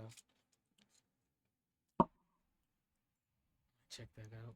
Check that out. Volume 1, Genesis.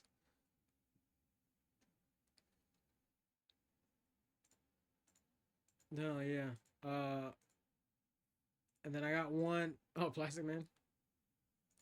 I got That's one. another guy they should put in James Gunn's DC. You were saying that he's on his way. He He's would got to he be would on the he way. would fit. He would Yeah. fit perfect on in what he's trying to do. I would say he's on the way too. So would they do? Because you know, Supergirl might be leaning up to be like a buddy cop movie. Not so much like exactly a buddy cop movie, but the format of like two unlikely characters doing what they need to do. It's the buddy cop format. It's been around since forever. But would they have to put him in with somebody, or is there a squad that he could?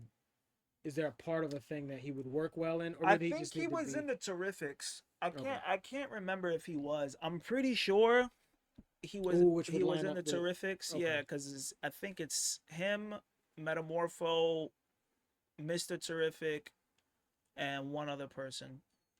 Just type in the Terrifics.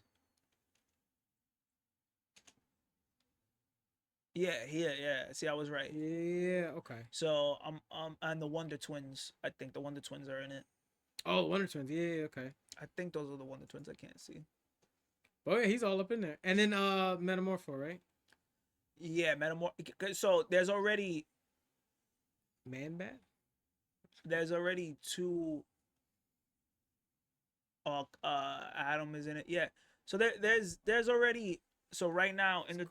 Oh yeah, Man Bat is in it Man now. Bat's in there. Nice. So you got like two people. Blue Beetle? Is that Blue Beetle? Yeah, that's Ted Cord. Oh shit. There's two people in it right now. Blue Beetle, obviously, Mm-hmm. and I think he did confirm that the Blue Beetle that was in the original movie, the George Lopez movie. Yeah. I think he confirmed that's canon. He did say he would like. He was saying that like he would love to have him in. Like he's like there. He was saying like hinting like there's a space for him. Absolutely. Yeah. So because if he's in it, they It's not already a bad movie. established Actually Ted didn't hate that Cord movie. is in it. Yeah. So Ted Cord's probably gonna roll with Mr. So Terrific. that's his in. Yeah. That's how how he's gonna tie and it this will together. this could be his DC version of Guardians of the Galaxy. Yeah, essentially. Yeah, where he's just like, oh, you want me to throw some characters nobody knows together and make a hit? Here we go. Here we Yeah. go. Yeah, so Here we go. Okay. So that might be one worth picking up if y'all are interested. but I was the Terrifics, that's not the Wonder Twins. I forgot who that was, who that girl was. I can't remember. But I did read the Terrifics around the time it was coming out, and I thought it was pretty decent.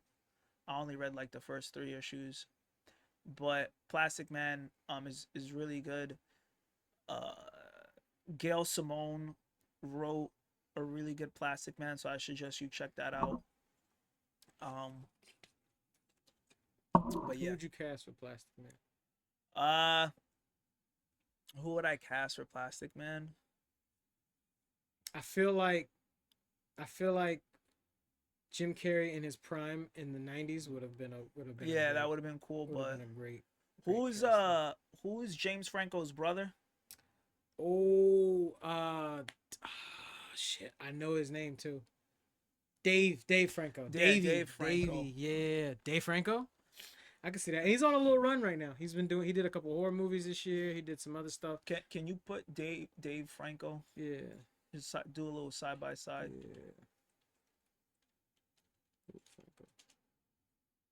Yeah. Yeah, put Yeah, some that glasses on. Let me do a little thing real quick. Because you can't put James Franco. Uh-huh. He's clipped. Nah, yeah, he's done. He's done. And he's a little too old now too at this point anyway. Even if he wasn't.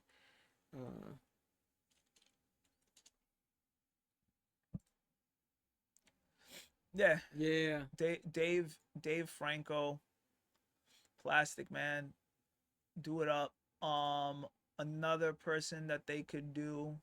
I mean, you got the look and the build and everything. Another person they could do is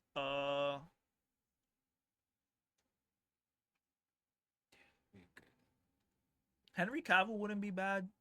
Like they wanted to reuse Henry Cavill. Mm-hmm. They could make him Plastic Man. He would actually be dedicated to it, have a good time with it. Yeah, I could see that. Yeah, Henry Cavill. Yeah, I can see that. The face structure of it, yeah. Yeah, he's dying to play anything well, to be honest. Yeah, Henry Cavill could do a Plastic Man, but again, he might be too old at this point. Yeah. Um, then they could do Honestly, the guy who they chose to be Shazam would have probably made a better Plastic Man. yeah, but they're never using him again. No, yeah. And you know why? Yeah, you know what yeah, he was talking spicy. Like he's not coming back He out of for there. anything. Yeah, he out of there. But if that fuck up hadn't happened, Yeah, then he honestly would have probably made a pretty cool Plastic Man. Zachary Levi. Yeah. Who else? I mean, those are like Yeah. pretty much be the top Pretty three. top, I bro. think Dave Franco though. No, yeah, I think you might hit the nail on the head early. With Yeah. that one, yeah. But yeah, no, I could see that. I could see that. But to wait, what do you say? Oh yeah, what's he got? What's he got?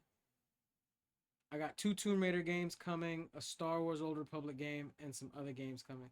Yes, yeah, You know, some of the classics are coming back. It's They're so doing remasters. hard to find Tomb Raider 1 sealed, like the black label.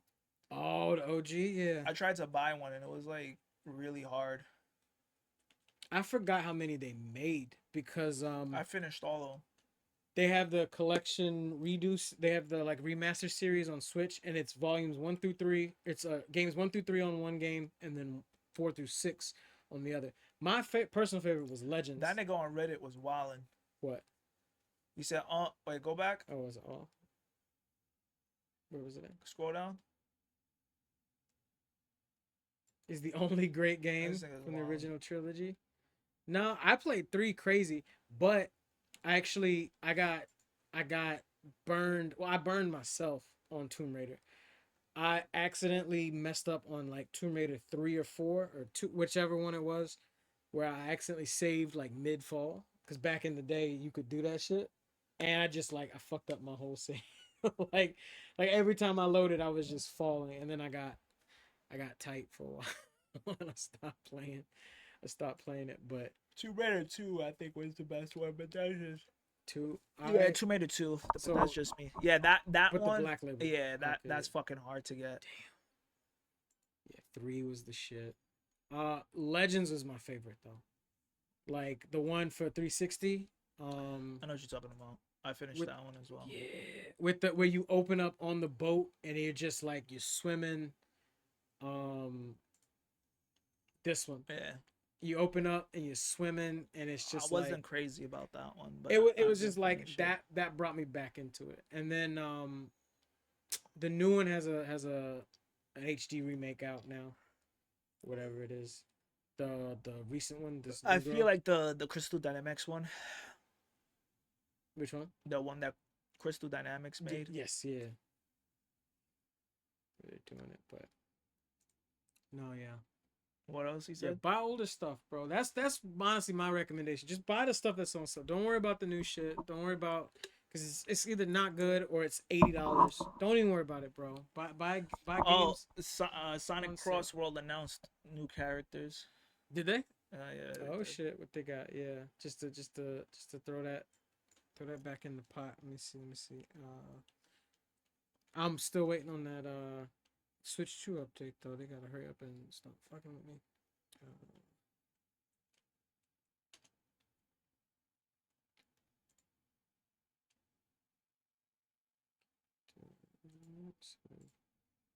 And DLC. DLC, yeah. So these are one.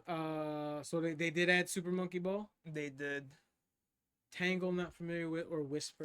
Tangle and Whisper. They're from the IDW series. Okay.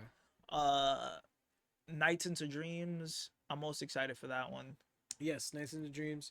and then Ichiban. That already came out. Yeah. And so yeah, these were the first two. Yeah, these were the first two. Yeah, and then I think they announced new ones.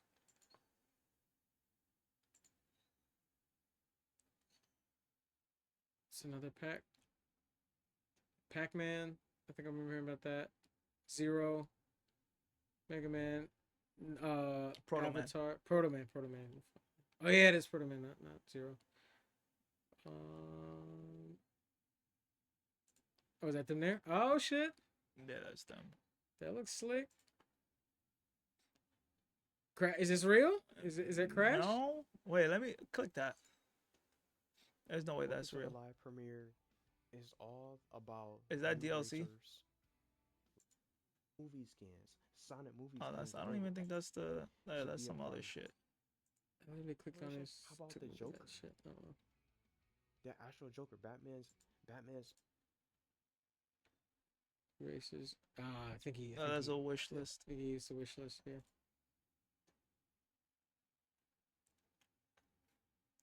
Sounds a little out there. Sonic Cross Worlds. They just made that one. Put that one together. Yeah, they haven't really. They're probably keeping it tucked because they know Listen, for the longevity of it all. But it's on the way. It's all on I the way. want is Crazy Taxi. Yeah. Well, it's on. That's coming too. Put the Crazy Taxi stage. Put San Francisco. If they do not Do it Jetson. have Do it All I Jetson. Want On the ground. by The Offspring Yeah. playing on that stage, or at least a remixed version, I'm gonna be fucking pissed. Cause the fans want it, Mhm. we want it. Crazy Taxi, like this, the chaotic nature of this game is made for Crazy Taxi. We need Crazy Taxi, and if we're doing new cars, Mhm. if we're doing like car updates, we need to get the boat for SpongeBob. Yeah. And we need to get Patrick's rock. You know when they were driving the rock, the boulder. The boulder. Yeah.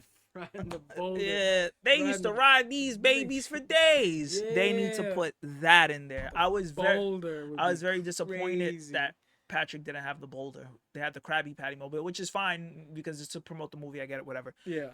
But we need the boulder. That was one of the most iconic Maybe things. The boulder. Maybe the Flying Dutchman boat. Would be I'm kinda not chill. familiar with the Flying Dutchman. I never saw that one. Not just like his like the Oh, yeah. the little haunted green boat, the ghost They could boat do that that. they was rolling. Yeah. They could do that. For Avatar, they gotta put Appa in there. They gotta make That's Appa day a one. rideable character. I don't know They gotta put the cabbage cart from what. from Avatar. The I- my cabbages guy. This dude. You remember this guy? Hold on. Let me see. I've only seen like the first several episodes of Avatar. My cabbages. It's just this dude. So like when they go to meet Toph in the city, whatever, in the Earth people, there was like a joke. It was like every time they were in the city, they would run over this dude's cabbages, and it became like a meme for like whatever. He's like, They oh, put my up. cabbages. I see that they made a card out of him in Magic the Gathering. Did they? Oh, that's funny. Yeah, they did actually. It even made it into the movie. But like literally, they would always like topple the dude's cabbage cart over, and it became like a meme in itself. They throw that in there. They just do that just for the meme culture. They should do they that. Yeah. Listen, the Appa, the cabbage cart. Yeah. And something. I don't know what else. Maybe some Fire Nation ship. Some Yeah, sort of I Fire don't Nation know how they're gonna do that because I Yeah. don't think that they could put Appa in there. But listen, they had the Minecraft cart. They did have the Minecraft. They do have the Minecraft cart. Yeah. And then everybody started Yes. turning it into fucking Amazon boxes. They figured out. They modded an Amazon. No, box? they figured out a way to make it look like an Amazon box in game. When that shit first came out, everybody was in an Amazon box. Because the color You could joint. turn it Yeah, brown. And then they found like some stickers and things They could on it morph that to could make it an the Amazon That's cart. crazy. Listen, man, they need Crazy Taxi in there. Crazy Taxi #1. But I guess they saving that for year 2 of the Yeah. game when people forget about, oh, you sleeping on it, then they hit you with the crazy taxi. Yeah. Um, Werehog. Warehog is fire. Werehog would Fucking, be fire. I mean, I already unlocked him because I pre-ordered the game, but that's my wish list for Sonic Racing Cross Worlds. This is also a great holiday recommendation, or just Oh, buy yeah, it. it is. Buy it, bro. Just get in on this, man. Gotta get in on this. But yeah, it's a cool pre-order pack. And those little guys. Yeah, the but I think after that, like, I think that's pretty much it. Yeah. No, yeah. We had a bunch of different ones. I found out about this game randomly, but I might get it because it's on sale. What is that? It's the company Larian that did Baldur's Gate 3, this was their like first big success. With the same game engine that made Baldur's Gate. Baldur's Gate 3. So Baldur's Gate 3 won, game of the year for a while. I haven't played Baldur's Gate 3 because I know my life is gone when I play it. Big D&D fan. I like a lot of the turn-based style stuff. And apparently that game obviously won so many awards for what it does.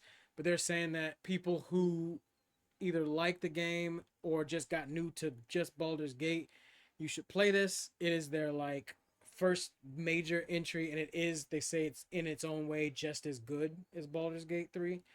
Just obviously older graphics, older engine.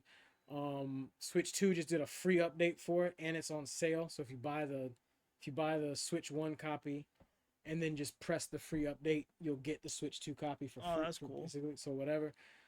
Yeah, Nintendo is really weird with their store now, like stupid weird, but also you can find sales. So right now, you could buy Harry Potter, the Legacy game, Hogwarts Legacy for the Switch 2 for like $50, or you can buy the Switch 1 version for $8 and then pay $9 for the upgrade for the Switch 2.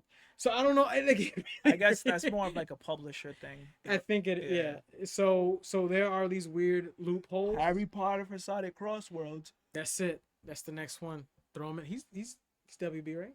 Yes. Yes. That's it. They already got the partnership with DC. So you throw Harry, you throw Snape, and you do Harry, Snape, and Voldemort. Put them on the brooms. Put them on the Hey, fuck it. Why not, right? Yeah. Put them on brooms.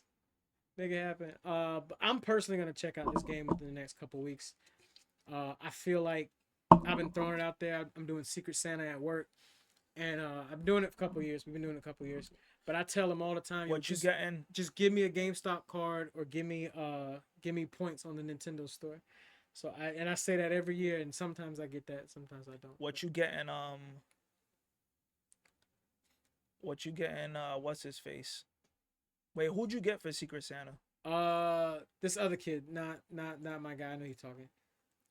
This kid who's like into soccer football, Latino kid who likes that. So I'm gonna get him some soccer shit. Call it a day.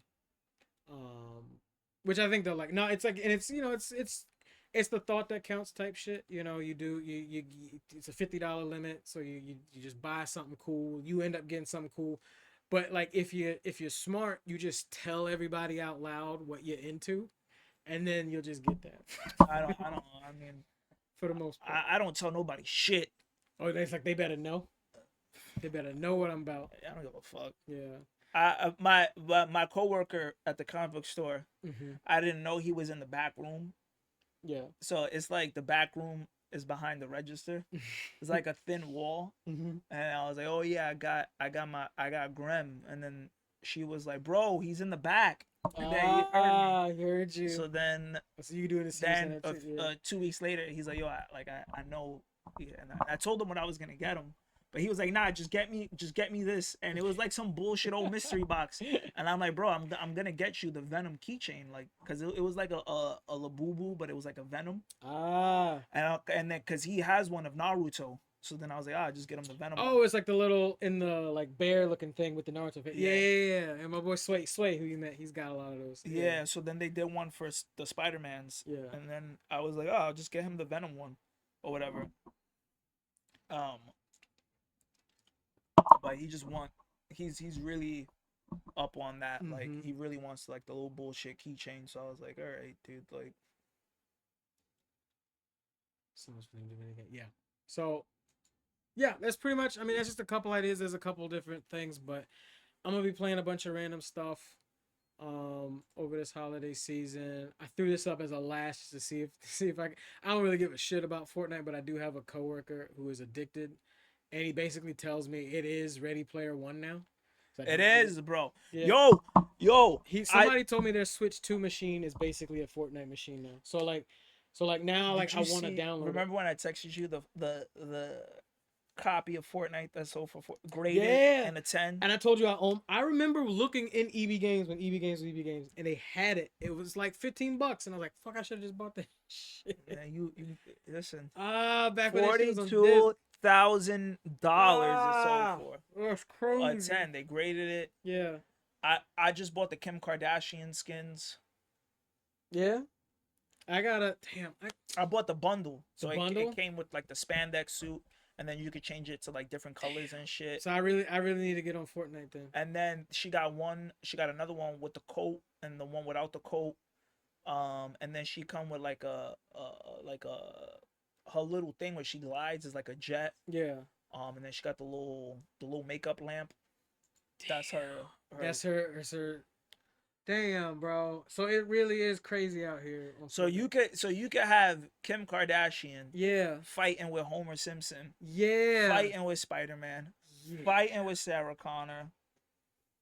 That's crazy. So I was gonna throw it out just for the algorithm. It was like, what collabs with Fortnite would you want to see that they might not put up, but would still? I don't know anymore. They did everything that they possibly. They're doing Ninja Turtles, I think. So they said some of the upcoming ones is Harry Potter, South Park, and Ninjago. Why would you? I don't know why you would put South Park in that, but whatever. Well, that's the thing. It's like a why not? Like why wouldn't they? Why wouldn't kids. It's for they got Kermit the Frog, Shrek. Oh, this is just some weird ones. Okay, I was like, that can't be. As I started getting down, I was like, that's Doctor Who. Which I'm surprised they wouldn't. But if they do Breaking Bad, have they done Breaking Bad yet? No. Not that I know of. They haven't done Sonic yet. I don't think. Really? I feel like that would have happened. That wouldn't be a far stretch at all. No, it's not that it wouldn't be a far stretch. That they, like with the small characters, they put them in little machines. So Lisa and Bart, they're in little robots, and so is Morty. That's how they get around to like some. So that's what these Ninjago characters are gonna be then. Probably. Okay. That's when Lego. I saw them doing like a Springfield joint. I did. That's when I downloaded Fortnite again, and I was like, oh, I want to play this. Yeah, that's crazy. And I saw the Power Rangers one that people went crazy for. So yeah, I would say that they don't do a lot of like Capcom ones. I'm pretty sure. Have they done a Street Fighter Fortnite collab? I feel like. Let's see. I saw. Oh, we didn't even touch the video game awards, which I heard was trash. But then I saw some of the reveals, and I was like, these look kind of fun. Like some of the game reveals look not the worst I'd ever seen. But wait, what? Oh, they did a couple. They did. Maybe. Return soon. Guess they did like one. Oh, they did. They did like one or two. Oh, but can they take skins out? Is that what it is? This is some the store updates. Oh, and then it just takes out the skins. Yeah, so once you miss some skins, it doesn't really come back. But you get to have it still. Yeah. Oh, so that's the collector's item aspect of it. Okay. 2022. So a couple years ago, Those are pretty rare. I don't really see anybody with those. I got a buddy who like buys up all the skins like crazy. He's the dude who like has the pops on his wall. Yeah, It's he's my wild. homie Will. Nah, he that boy. He gonna be a billionaire in like 20 years because he got everything. This man got You could gift skins to people now. really. Yeah.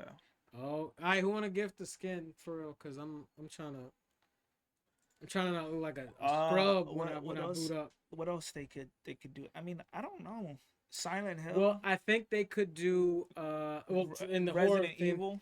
I feel like they have to do it at this point because it's getting popular with the Pennywise thing. They gotta throw Pennywise in there. I feel like Resident Evil. Resident Evil. Yeah.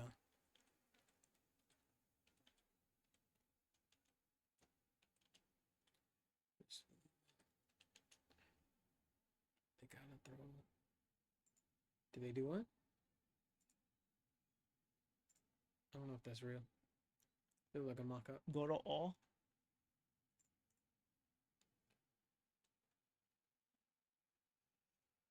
Epic Games. Oh, I guess they did.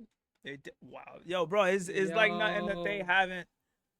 That's everything. Damn, when did it come out? Let me see. It didn't say. 2022, March 2022. Article removed March 2022. Oh shit. Let me see if they did a it one. Apparently, it's coming back 2026.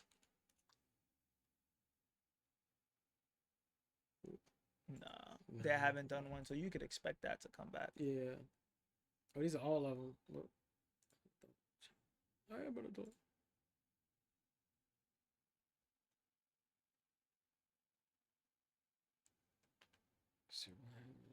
Rick and Ralph. John. I remember when John Wick came out. That's when it was like people started going. Like that's when it like Went perked viral. up. That I'm like, oh, so this is really a thing for real. Like it's not just people building walls anymore.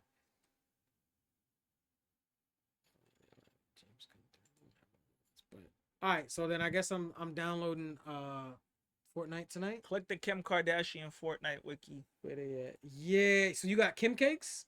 Yeah. Oh, and I saw the thing of her doing they did her like cover with the lotion shoot, whatever.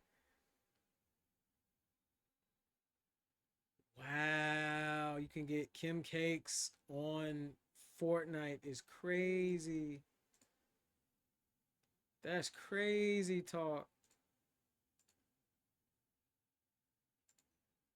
We really in We in the future for real. Yeah, we are. And then the concerts, they got Playboy Cardi coming out supposedly. Damn. So I'm missing out on a whole reality right now. This is Second Life. It really is second like damn. Playboy Cardi dressing like it's 2003, 2002. Yeah, that's crazy. Nigga dressed like Nelly He does with country the grammar. with the name belt. You got the country grammar. He got look at this. Yo. He got the backwards jersey. Yeah. The name belt. Damn. Bro looked at a magazine, a double XL in like the early 2000s. Yeah. I was like, this is it. You got Travis Scott next to Homer Simpson. Oh yeah, they did Next to- a concert. John Wick. They got Terminator in here? They do, yeah. But I don't see He it a did lot. do a concert. I remember that. I seen Sarah Connor skin like once, and I was like, what? Damn. So the goal is to like get these like skins that nobody checking for. They did Ariana Grande. We did. All right. Closing notes. What we got? What we got? We'll talk about the VGA awards next time because I forgot to mention that, but that was a whole Great mess. grading is taking over the world. Yes. PSA is buying all the grading companies. Yes. Everything is about to go down. PSA is doing scummy shit. They changing 9s into 10s with their buyback programs and reselling it Damn. through GameStop. Then they bought out Beckett. Everything's on fire. Grading means nothing anymore. That's why I say buy what you like. Stop chasing clout. Also, if you do I grade shit, only because I want to preserve it and I want to protect it. That's why I grade stuff. So if I really like something like Absolute Batman #1, I need to get like at least 2 more signatures. Then I'm sending it to PSA grading, only because their slabs are more durable and they have UV protected rays. I don't like CGC slabs because they break easily and they don't have UV protection. So yeah, PSA, you guys are scumbags. You guys are cheating the system. Also, all the scalpers and all of these Pokemon investor bros that fucking ruined the hobby. Thank you. Look what you caused. Everybody's responsible for this because you weren't collecting what you love. You were taking advantage of people. You were scalping shit. You were sending it to get graded. And PSA was like, oh, wow, we can make money off these idiots. So then they started fucking changing the 9s into 10s and selling it back to you because you guys don't know anything, right? Like, buy what you like, collect what you love. Don't buy the fucking grade, buy the card. That's So the not mic drop. now we're on some a quote. fucking grading late stage capitalism where all these private equity companies are buying up all the grading companies because you guys are fucking making shit. Oh, this new big freaking card is worth $100,000. Stop doing that shit. Stop bringing attention. Stop trying to make fucking collecting mainstream like some fucking money laundering scheme. Like, if something has value, it has value. Stop trying to artificially inflate the value of these cards because guess what? Big companies catch on to it, and if they see that you're artificially inflating shit, they're going to be like, why aren't we doing it? So then they go and then they do it on an even grander scale. And now PSA is buying out, well, their parent company is buying out every trading company, and they're going to corner every collectible market. You think it's going to stop at trading cards? No, they're going to do retro video games. They're probably going to buy out WATA and VGA. So good luck with that. Then they're going to do comics, which PSA is already getting into. And then they're going to team up with GameStop. And then they're going to give them all that shit.